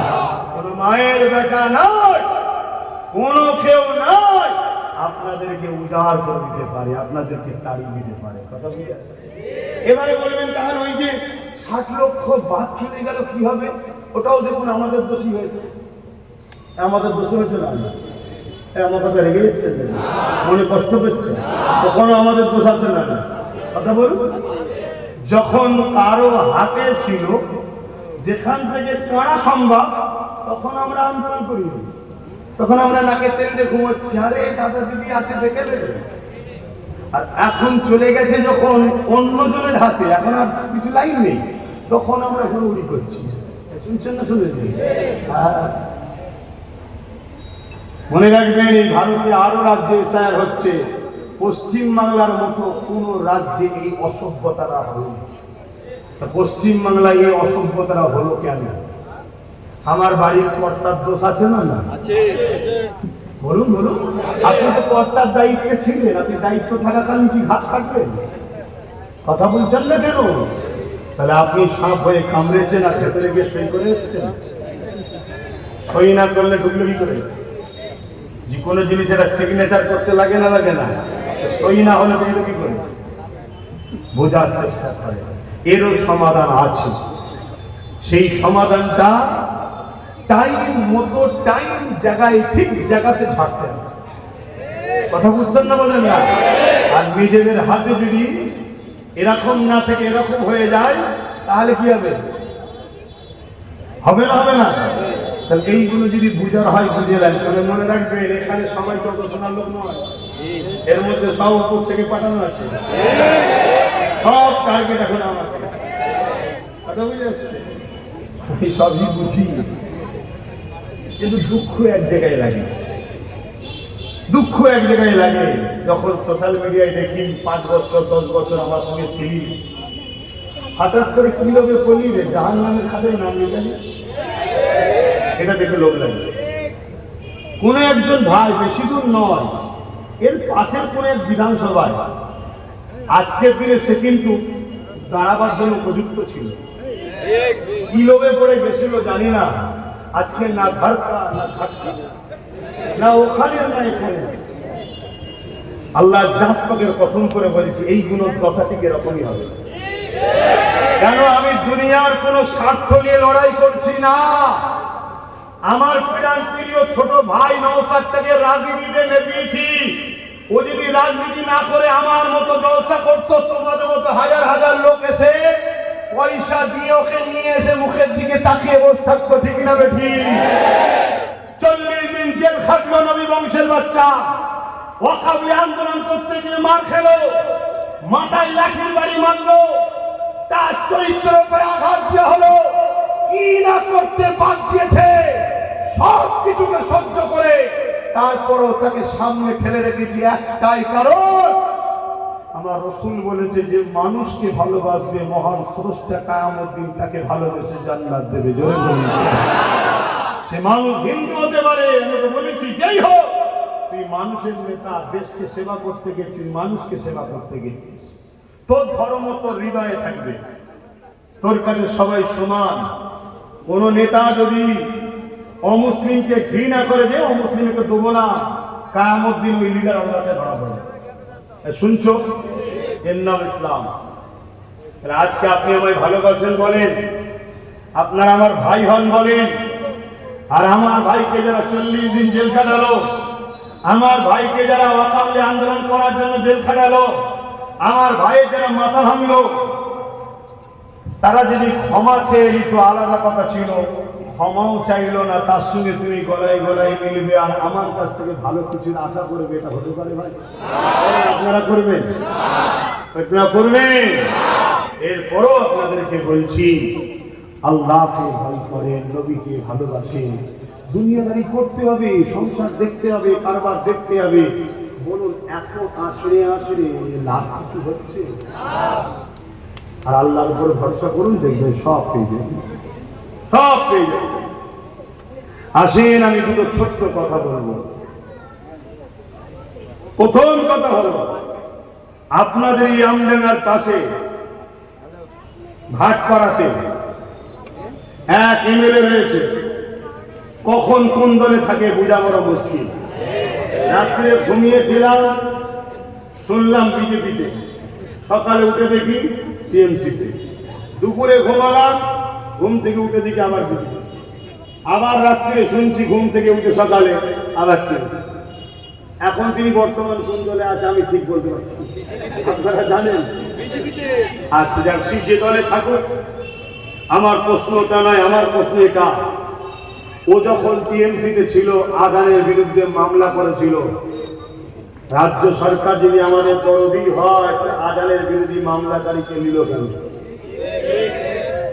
আসানসোলের দাঙ্গার মূল আসামি যার দিকে ইশারা আছে, আসানসোলের ইমাম রশিদির ছেলেকে যে কতল করার মূল অভিযোগে যার নাম, তাকে রাজ্য সরকার যদি মুসলিম দরদি হয়, ইমাম দরদি হয়, তাকে নিয়ে কেন মুসলিম অধ্যুষিত এলাকায় দাঁড় করালো, দ্বিতীয়বার আবার রাজ্যসভায় পাঠালো? হাই রে আমার ভাই, তোকে দেখে মাঝে মাঝে আমার আফসোস হয়, তুই তো কমসে কম এই দাবিটা করতে পারতিস যে কোনো ভোটে ভোটে দাঁড়াবো না, 3 জন রাজ্যসভায় যাবে, 2 জন অমুসলিম দিচ্ছ দাও, একটা আমাকে দাও, আমি যাবো, এইটুকু তো দাবি করতে পারতিস। এ থেকে বোঝা যাচ্ছে তোকে ছেঁড়া ক্যাথার মতো ব্যবহার করছে। শুনছেন তো নাকি? এখন অনেককে নিয়ে আসবি, নাচনেওয়ালা, গানেওয়ালা, ধোকা দেনেওয়ালা, অনেককে নিয়ে আসবি, তাতে যদি প্রয়োজন হয় নামাজে বাদ দিয়ে ঘুরবি। কথা শুনছেন তো? ওই গো মুরব্বীরা শুনছেন তো? এই যে গেঞ্জিওয়ালা, মন তো খারাপ, বলো না গো, মনটা খুব খারাপ। হ্যাঁ কি না বলো? হ্যাঁ মন ঠিক আছে, নাম্বার করেছে। আমি একটু মাঝে মাঝে না হাসলে মন মেজাজ ঠিক থাকে। আল্লাহ করে আমাদের হারাবার কিছু নেই। আমরা মরলে শহীদ, জিতলে গাজী। মরলে শহীদ, জিতলে পাওয়ার পাবো গাজী। বলুন সুবহানাল্লাহ। আমাদের মাকসাদ জুলুম নয়, আমাদের মাকসাদ ইনসাফ। কথা মাথায় ঢুকছে? দ্বিতীয় নম্বর কথা, আপনাদের কিছুটা দূরে হরিণঘাটা, ওখানে একজন বিধায়ক, সে শুনেছি নাকি 4 পাস, বিরাট কমিটি, শুনছেন? ও বলল কোরআন নাকি সূরা তাওবার আয়াত হিংসা ছড়াচ্ছে এবং 17 জন ভাষাটার বলছিনি, জানেন তো নাকি? তারা মিলে নাকি কোরআন লিখেছে। এরা এই গণতান্ত্রিক দেশে পশ্চিম বাংলার মতো সম্প্রীতির মাটিতে ইসলামের মতো একটা ধর্ম, সেই ধর্মের বিরুদ্ধে, প্রকাশ্য কোরআনের বিরুদ্ধে, আর এ বলল ইসলামে নাকি রেপ করা ভালো কাজ। এত বড় একটা জঘন্যতম অন্যায় কথা বলল। বাংলার মানুষ অনেক কেস করেছে, এমএলএ নওশাদ সিদ্দিকীও কেস করেছে। আমাদের সরকার যিনি বিগত দিনে ছিল, এখন তো যিনি ছিলেন, তিনি যদি সত্যি মানবতা প্রেমিক হন, সংখ্যালঘু দরদি হন, এদের বিরুদ্ধে কোন রকম একটা মুখে কথা বলেছিল? কথা বলেন, কথা বলো। কি বুঝছে? কোরআনের বিরুদ্ধে কেউ বললে, ইসলামের করা ভালো কাজ কেউ বললে, তার বিরুদ্ধে যতই মামলা হোক, এ সরকার যিনি ছিলেন তিনি একটা কোনো কথাও বলবে না, অ্যারেস্ট করবে না, কোন রকম ব্যবস্থা করবে না, উপরন্তু আরো ফোর্স দেবে যাতে রাস্তাঘাটে বিপদ না হয়। আর তার খাতায় তুমি আমার ভাই নাম লিখেছ, তার খাতায় তুমি মুফতি সাহেব নাম লিখাচ্ছ। আমি জানি তুমি আমাকে অনেক গাল দিয়েছিলে একটা সময়। চলো, ব্যক্তিগত জীবনের জন্য আপনার সিদ্দিকী লড়াই করেন, আমার মা গেলেও গাল দেয়, বাপ গেলেও গাল দেয়, তাদের কিন্তু করি না, ও বিচার আল্লাহ করবে। কিন্তু আমার দিনের দুশ্মনের সঙ্গে তোমরা হাত মিলাবে কি করে? যারা আমার কোরআনের দুশ্মন, ইসলামের দুশ্মন, তাকে তুমি শক্তিশালী করো কি করে? ঘুরিয়ে কেউ কেউ আবার বলতে পারে, আব্বাস সিদ্দিকী তুমি কি করছো? আমি কি করছি বলবো? বলবো একটু? আমি দেখছি রাস্তায় একটা বড় পাথর আছে, পাথরটাকে না তুললে সবার ক্ষতি হবে। আমরা 10 জন মিলে আছি, চেষ্টা করছি, পাচ্ছি না। পাশ দিয়ে 50 জন এক লোক যাচ্ছিল, আমি বললাম ভাই আই না, একটু ধরে তুলি না। সবাই মিলে ধরে তুলে সরাবার চেষ্টা করছি। সে তার রাস্তায় থাকবে, আমি আমার রাস্তায় থাকবো। হ্যাঁ, আমি হেডমতের সাথে কাজ করছি, যেটা তোমাদের বেগুনিতে নাই। কথা কিছু বুঝলেন তো? আমি কি করছি বুঝতে পারেন না? আমি ধান চাষ করেছি, আমি ধান চাষ করেছি। ধান নিয়ে যে 1 বস্তা ধান দুধওয়ালাকে দিয়েছি, দিয়ে বিনিময়ে দুধ নিচ্ছি। কথা বুঝে আসছে না? আমি বিনিময় করছি, তুমি আমায় দাও, বিনিময়ে আমি তোমায় দিচ্ছি। কিন্তু তুমি কি করছো? আমার দিনের দুশ্মনী করছো। এত টাইম হয়ে গেছে, খেয়ালই করিনি তো। আমার ফুরফুরা শরীফে দাওয়াত আছে। শোনো শোনো শোনো, আমার ফুরফুরা শরীফে দাদা হুজুরের মাজারে যাবার ঠিক আগে যে মুখটা ডান দিকে, ওই মোড়ে দাওয়াত আছে আমার। এখন ওখানে উঠতে হবে না? না না, হ্যাঁ ও মসজিদে আকসার কথা চাচা বলছে, একটু বলে দিতে। বলবো না থাকবে? তার আগে একটু সালাম করাবো, যদি ভেতরে কারো কষ্ট হয় এই সুযোগে একটু চলে যাওয়ার রাস্তা দিয়ে। কেন আকসার কথা বললে তারও গরম হয়ে যাবে। একটু উঠে দাঁড়িয়ে যাও, ইয়া নবী।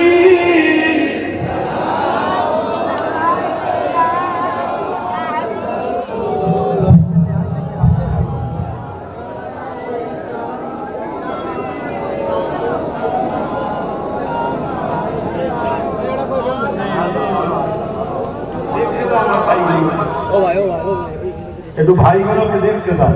হ্যাঁ,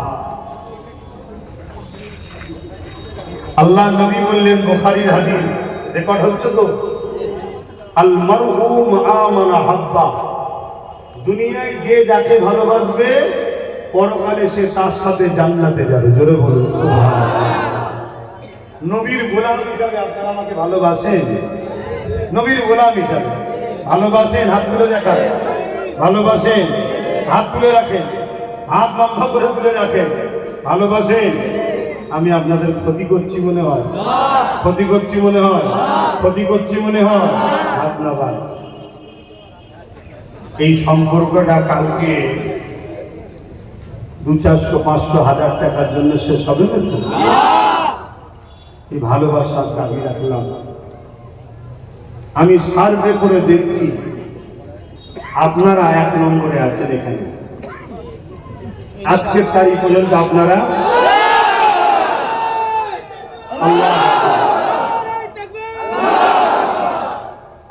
আজকের তারিখ পর্যন্ত আমার সার্ভে 1 নম্বরে আছে।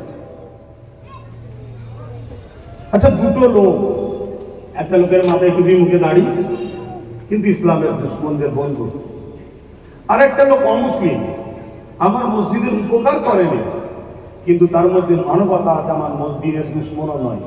এই দুই লোকের মধ্যে আপনি কার সাথ দেবেন? জোরে বলুন। কেন? যে মুখে দাঁড়িয়ে মাথায় টুপি ইসলামের দুশ্মনের সাথ দিচ্ছে, তাকে দেখতে মুসলমান, সে কিন্তু ইসলামের ভাষায় ইসলাম থেকে বেরিয়ে গেছে। সে হাদিসটাও শোনাবো আপনাকে। আচ্ছা, আপনারা মুনাফিক বলতে কি বোঝেন? অমুসলিমের থেকে ভালো নাকি? মুনাফিক তো তাকে বলা হয় যার ঠিকানা সব থেকে নিকৃষ্ট জাহান্নামে হবে। তবে আমি দোয়া করি আল্লাহ যেন ভাইকে হিদায়াত করে। বলুন আমিন। বলবেন না আল্লাহুম্মা আমিন? দিল থেকে বলুন আল্লাহুম্মা আমিন। আর আমার ভাই আমার কাছে শখ করছে যে আমাকে 1 লাখ টাকা দাও। আমি দেখছি আমার ভাইকে দিয়ে 1 লাখ টাকা দিই, আমার ভাই এমন কিছু কাজ করবে যে কাজে আমার ভাই ইসলাম থেকে বেরিয়ে যেতে পারে। আমার ওই জায়গায় উচিত হবে আমার ভাই যত দুঃখ করুক তাকে টাকাটা আমি দেবো না। আজকে আমার ভাই আমার কাছে এসে কিছু চাইছে যে একবার দাও আমাকে, একবার দাও আমাকে। আমি দেখছি তাকে যদি দিই ও আরো কিছু অঘটন এমন ঘটিয়ে দেবে যাতে তার তো দিন থেকে বেরিয়ে যাওয়ার রাস্তা ক্লিয়ার, আমাদের অনেক বড় ক্ষতি হবে। এই জায়গায় আমার বোঝানো দরকার আছে না? যদি আমার ভাই মনে দুঃখ পায়, এটা আমার কিছু করা। আচ্ছা, একটা আপনার সন্তান দুজনা থেকে লাভ মারতে চাইছে, আর আপনি তাকে ধরেছেন। সে বলছে তুই যদি আমায় ভালোবাসিস ছেড়ে দেবে, লাভ মারবো। শুনছেন তো নাকি? আর যদি ধরিস তোর সাথে সম্পর্ক খারাপ হয়ে যাবে, আপনি কি সম্পর্ক ভালো রাখার জন্য? আজ আমার ভাই এমন লাভ মারছে, আমি দেখছি বিরাট বড় ক্ষতি হয়ে যাবে। এখন যদি সে বলে ধরে রাখলে, টেনে রাখলে আমার সাথে দুশ্মনী হবে, আমি তোর সাথে দুশ্মনী করতেও রাজি আছি, কিন্তু তোর ক্ষতি হতে আমি রাজি নই, তোর ক্ষতি হতে আমি দেবো না। নাকি দোয়া যেমন করছি আপনাদেরও বলবো দূরে থাকবেন। শুনছেন তো নাকি? হাত তুলে বলুন, থাকবেন তো? আমার সাথে শপথ করছেন তো? আল্লাহকে সাক্ষী রেখে বলছেন তো? কেন? এতে আপনি আপনার ভাইটাকে বাঁচাতে পারবেন, আর ছেড়ে দিলে ছাদ থেকে পড়ে মরে যাবে। কারণ ইতিহাস আমরা দেখেছি, একজন নাম করা মাওলানা, তার বাপ ভালো, আম্মা ভালো, তার দলের অনেক লোক ভালো, আমরা তাকে সম্মান করছি। সেও এক সময় ভালো ছিল, কিন্তু খারাপের সোহবতে পড়ে মদের বিলে পর্যন্ত সই করে দিয়েছে। শুনছেন? তাহলে আজকে আমার মাওলানা ভাইটা ভালো ছিল, কমের জন্য অনেক কিছু করেছে, কিন্তু খারাপ সোহবতে গিয়ে কত খারাপ হলো, মদের বিলে সই পর্যন্ত করে ফেললো। তাহলে এইরকম জায়গা থেকে আমার ভাই চলে যাবে, কাল মদের বিলে সই করে ফেলবে, আমার ভাইকে ধরে রাখা দরকার আছে না? না, তাতে আমি চাইবো না, আমি চাইবো না। তাই আমি আপনাদের এই জন্য বললাম, যদি বাঁচাতে চান দূরে থাকবেন। থাকবেন? আরো একবার হাত তুলে বলুন। সাক্ষী দিচ্ছি, কষ্ট দিচ্ছি নাকি? এটা তো ভালোবাসা, এটা তো ভালোবাসার জোরে বলছি না। কালকে আপনাকে রোজ দিয়ে আনিনি আমি, এই কমিটি রোজ দিয়েছো নাকি? ভালোবাসা এজন্য জোর পাচ্ছি। খুব সাবধান। আর একটা কথা বলে যাচ্ছি, আচ্ছা আগে সালামটা দিয়ে দিই। ইয়া নবী সালাম সালাম, ইয়া রাসূল ইয়া রাসূল সালাম সালাম আলাইকা ইয়া হাবিব সালাম আলাইকা সালাম আলাইকা ওরিল আল্লাহ আরবানি পোহালো দুঃখের এই রজনী হইল জগৎ অনুরানী আমিনার নয়নের মণি সালাম আলাইকা ইয়া রাসূল সালাম আলাইকা ইয়া হাবিব সালাম আলাইকা সালাম আলাইকা ইয়া নবী মদিনা খাতে সব কিছুই পারে দেখিতে মদিনা কবরে রাখিলে লইবে আপন করে সালাম ইয়া রাসূল সালাম আলাইকা ইয়া হাবিব সালাম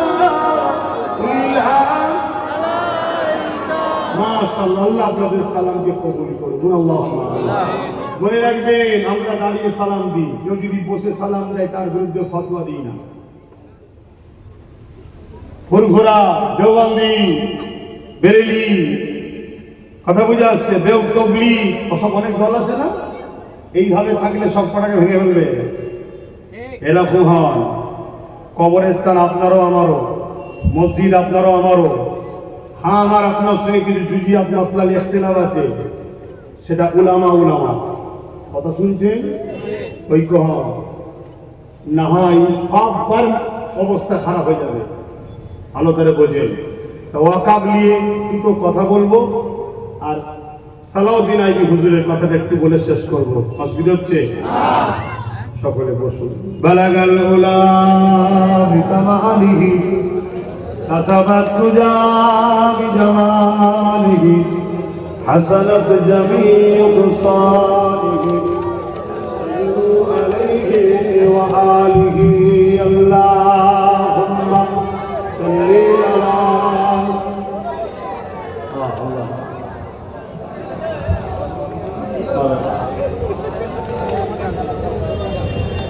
বাপ ভাইরা, খেয়ালটা এইদিকে রাখুন। আর এর মধ্যে একটা কাজ আছে, একটু কাজটা করে নেন। সে কাজ হলো এটাই, এই মাহফিলে আমরা এসেছি, এই মাহফিল আল্লাহ যদি কবুল করে আমাদের কি বাধ্য করবে? দান করলে নেকি হয় না কোনো হয়? এই মাহফিলের জন্য যার যা খুশি একটু শরীক হয়, দেবেন না? পকেটে হাত দেন, যার যা খুশি। ছেলেরা যাচ্ছে, একটু দেন। আর খেয়ালটা এইদিকে রাখেন, কেন সময় কম, সংক্ষেপে বলছি, একটু মন দিয়ে শোনে। দরুদ শরীফ আল্লাহুম্মা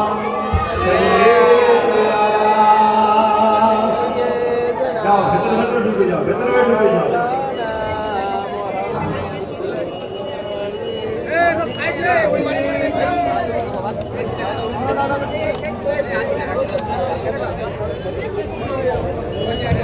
যাদের হৃদয়ে আছে আল্লাহর ভয়, তারা কোনো নবী ভুলে যায় না। আল্লাহ প্রেম ছাড়া এই দুনিয়া কারো কাছে কোনো কিছু চাই না।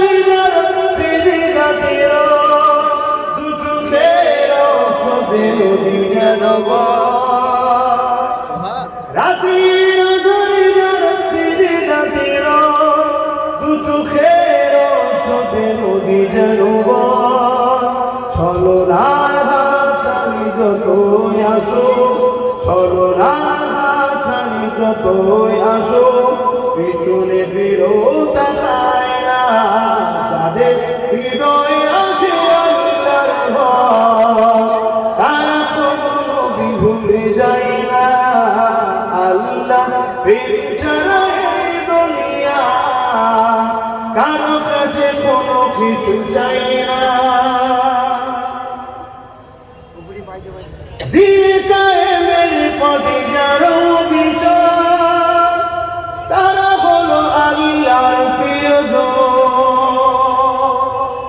দিন কায়েম করবেন না দিন কায়েম মানে কি জুলুমকে খতম নারীকে প্রতিষ্ঠিত মনে থাকবে তো হ্যাঁ অনেকে তোমাদেরকে দেখে 23 মার কনসার্ট করা ছেলেরা কি বোঝে এদের মধ্যে এটা যেমন খারাপ আছে অপর দিকে এদের মধ্যে একটা ভালো গুণ আছে এরা অন্যায়ের বিরুদ্ধে ন্যায়ের পক্ষে দাঁড়ায় শুনছেন তো আর তোমার মুখে দাড়ি টুপি দেখতে তো ভালো লাগছে আর তুমি এইদিকে অন্যায়ের সঙ্গে টেবিলের তলায় হাত দিয়ে এটা খারাপ নয় হ্যাঁ দিন কায়েমের পথে যারা অবিচল তারা হলো আল্লাহর প্রিয়জন বাতিলের কাছে যারা হার মানে না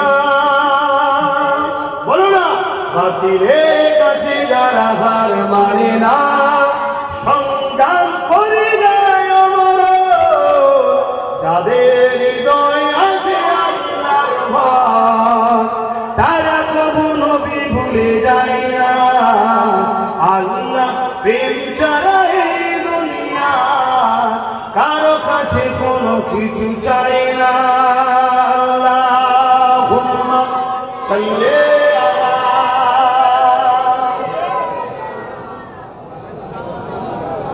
ওয়ালা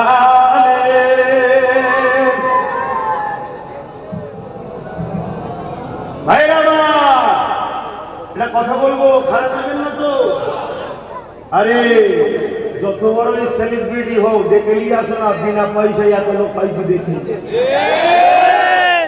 ভাড়া করে জড়ো করে আর হই হই করে লাভ না অহংকার না এটা মোস্তফা জানের রহমতের গোলামের পরিচয় দিচ্ছি নবীর গোলাম যখন বিড়ি কেটে উঠেছিল দেখেছিলেন এটা ইতিহাসে কখনো হয় না আর হবেও না কেন মোহাম্মদ রসুলের গোলামের পাওয়ারে তোমরাও গোলাম হও আমার নবীর গোলাম হও গরিবের সাথ দাও এতিমের সাথ দাও বিধবার সাথ দাও দুঃখীদের সাথ দাও হিন্দু হোক আদিবাসী হোক সাঁওতাল হোক মতুয়া হোক যাই হোক সে কি করছে জবাব স্রষ্টা নেবে মানুষ হিসাবে বিপদে পড়লে তাদেরও সাথ দাও শুনছো তো নাকি হ্যাঁ এটাই ইসলাম আমাদেরকে ভুল রাস্তায় পরিচালনা হচ্ছে তো ভাইয়েরা আমার সালাউদ্দিন আইবি 12,000 সৈন্য নিয়ে মসজিদে আকসা সেলিবিয়াদের দখলে উদ্ধার করতে যাচ্ছে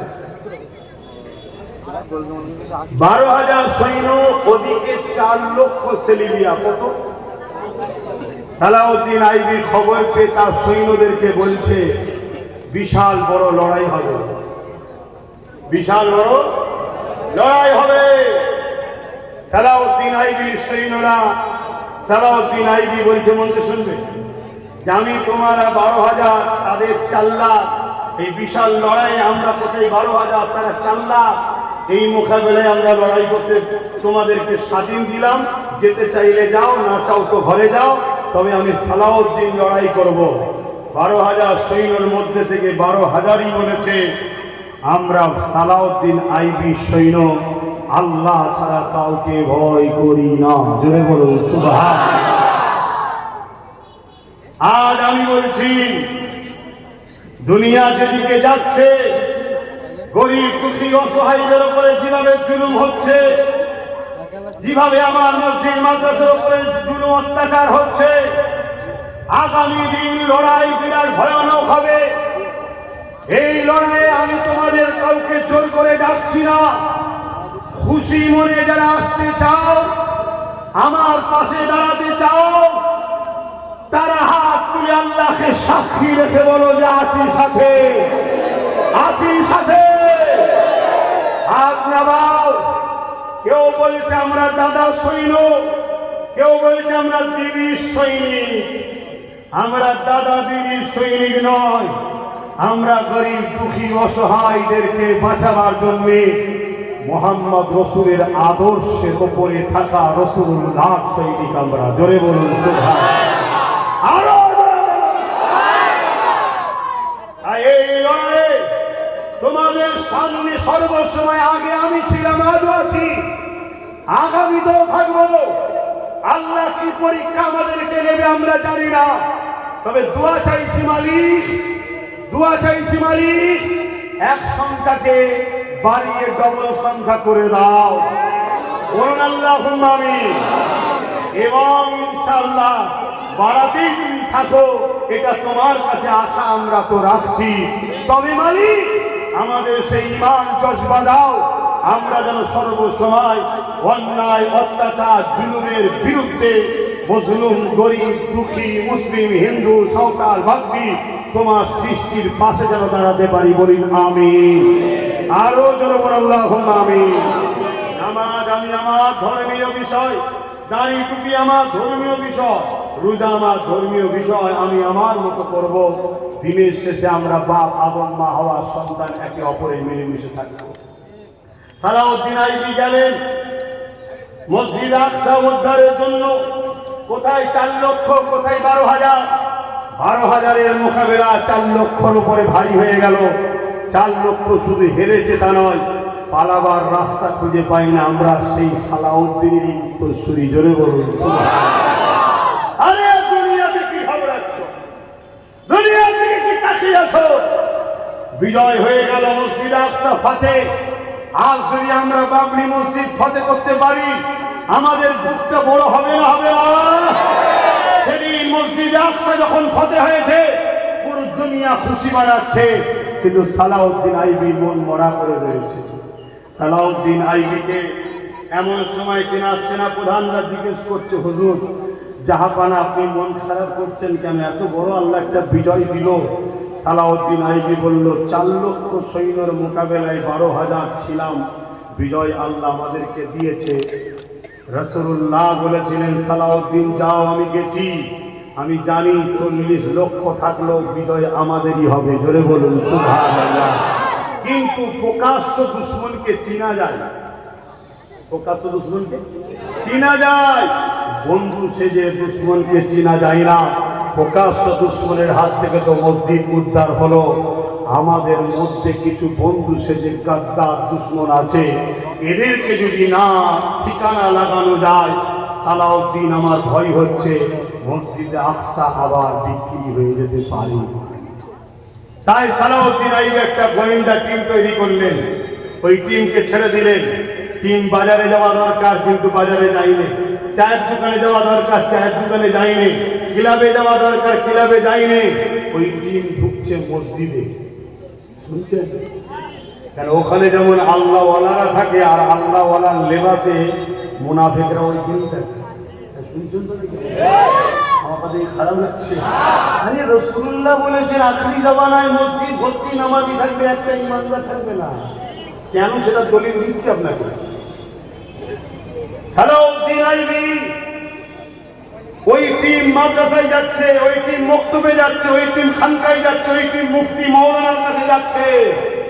সালাউদ্দিন আইবির গোয়েন্দা টিম 3,000 আলেম উলামা মুফতিকে বন্দী করেছে, যারা মুসলিমদের সেজে, মুসলমান সেজে ভেতরে ইসলামের দুশ্মনদের অর্থে গাদ্দার ছিল।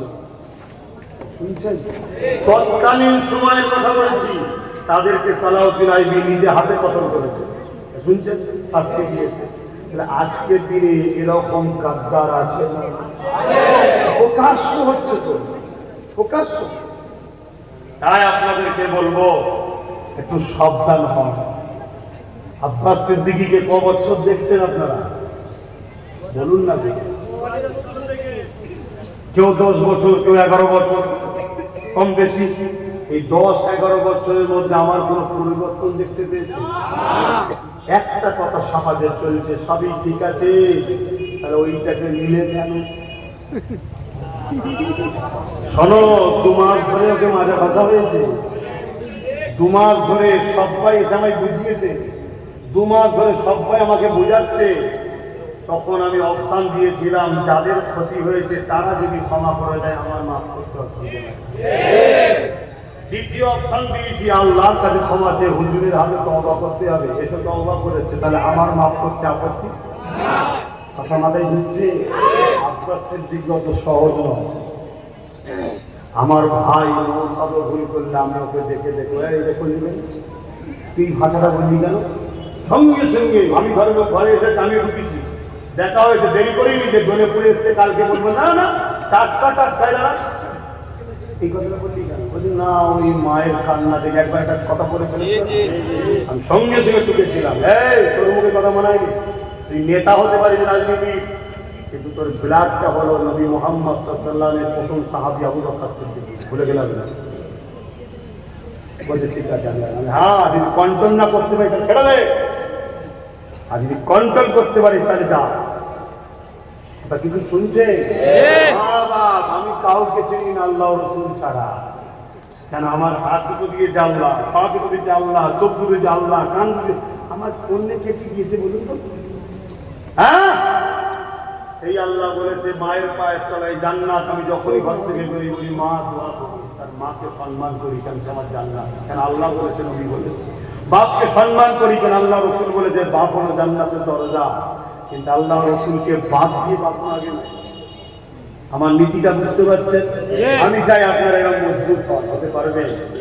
হ্যাঁ, চলার পথে হালকা বয়সে ভুল হয় রে বাবা, একটু নাচা কোথা লাফালাফি করবে, কথা বুঝে আসছে না? নাই সে সবের ক্ষমার রাস্তা আছে তো ইসলামে, কিন্তু সুফি সে যে ভণ্ডমি করার থেকে প্রকাশ্য যার খুঁটার হচ্ছে তবু আলাদা, দেখা যাচ্ছে ছেলেটা বদলাইছে, কিন্তু ভণ্ড তো নয়। যাই হোক, এখন আমি শেষ কথা বলবো, সেটা হলে এটাই রাসূলুল্লাহর হাদিস বলবো। একটা হাদিসটা পাবেন মিশকাত শরীফে। কোথায় পাবেন? মিশকাত শরীফ।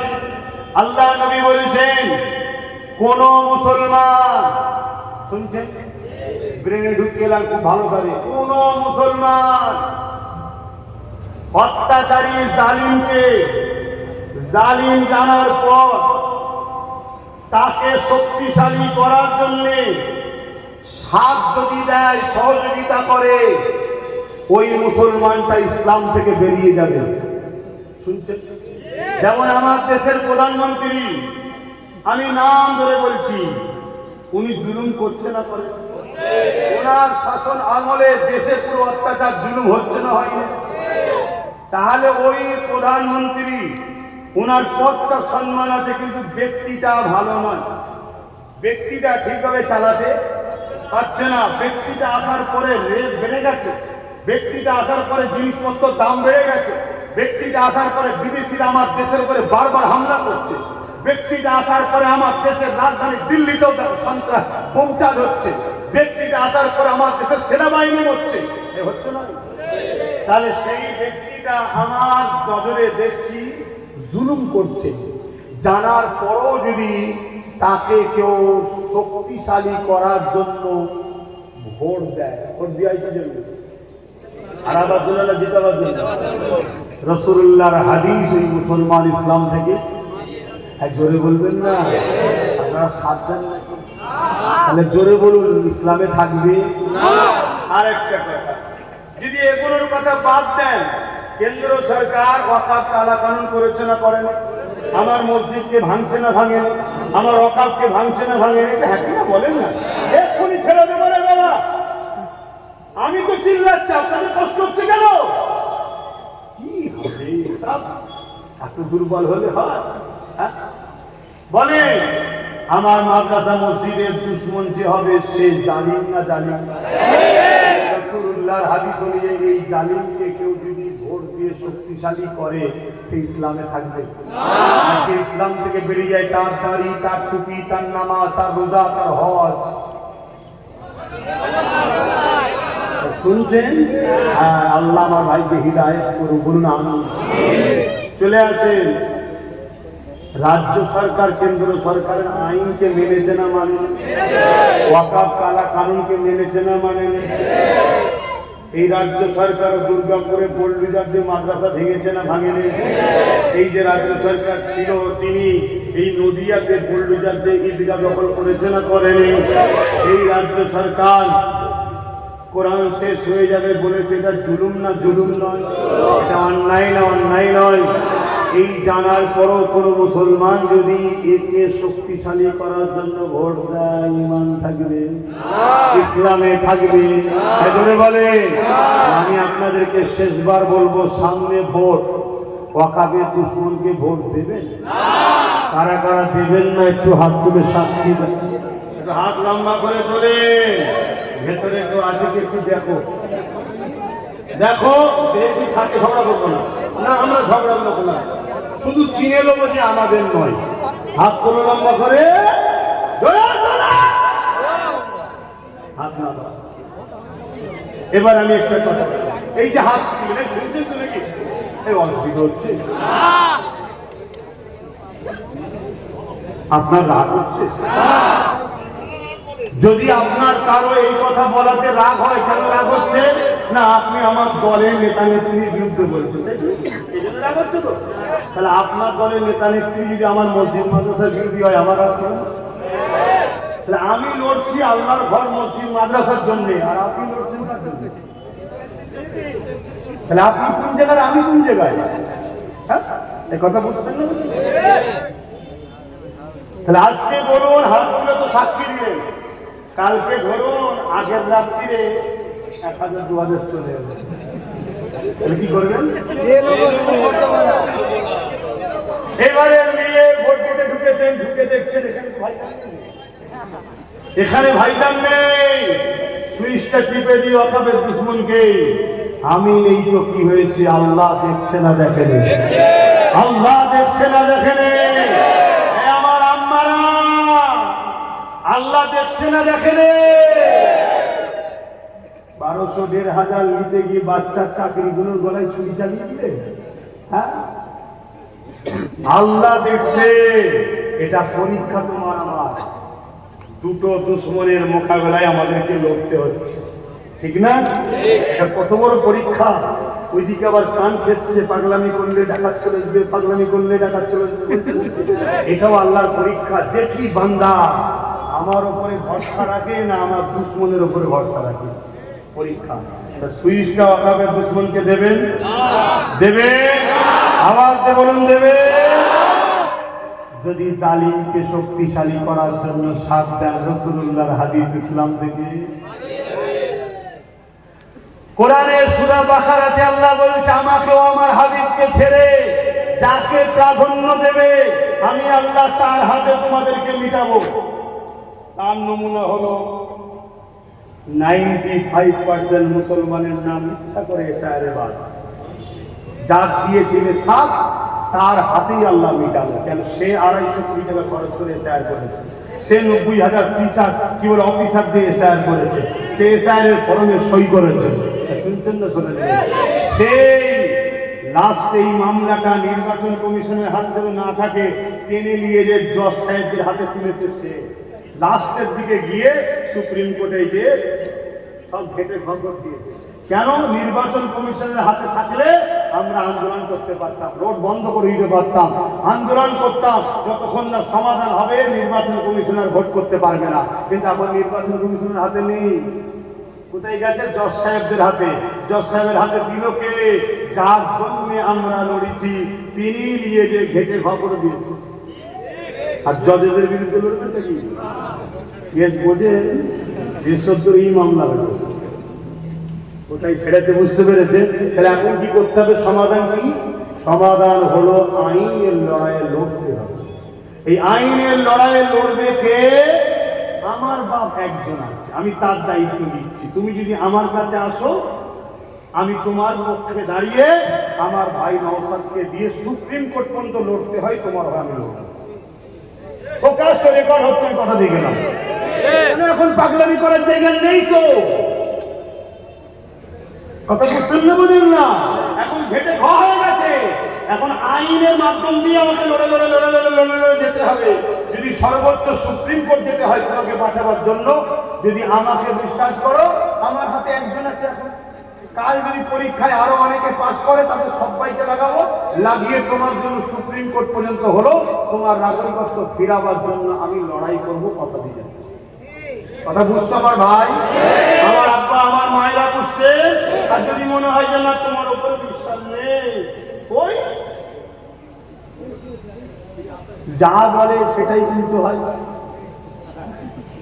কি বলেছিল? এসআর বেঁচে থাকতে হতে দেবো না। হয়ে গেল। ওয়াকাব আমার বিষয় নয়, হয়ে গেল। এখন বলছে ক্যাম্পে যেতে দেবো না, ওটাও বলতো 10,000 মাদ্রাসা করে দেবো, হয়েছে। পুরোপুরা রেল গাড়ি চলছে। হায়দ্রাবাদ বলেছে, শোনেন নাই? বরগেছিয়াতে প্রোগ্রাম এসে বলেছিল পুরোপুরাই রেল করতে, আমি রেল করে দিয়েছি। শুনছেন তো নাকি? যদি মনে হয় তাহলে আমার কিছু করার আছে, আমি আপনাকে জোর তো করতে পারবো না। কিন্তু দ্বিতীয় বিষয়টা আর একবার স্মরণ করে দেবো। ওয়াকাফের দুশ্মনকে তুমি যদি মসজিদ মাদ্রাসার দুশ্মনকে সুইচ দেব, রাসূলুল্লাহর হাদিসটা মনে রেখে দিও, জালিমকে শক্তিশালী করার জন্য সাথ দিলে ইসলাম থেকে কথা শেষ। বলুন এবার কে কে দুঃখ পেলেন? দুঃখ পেয়েছে?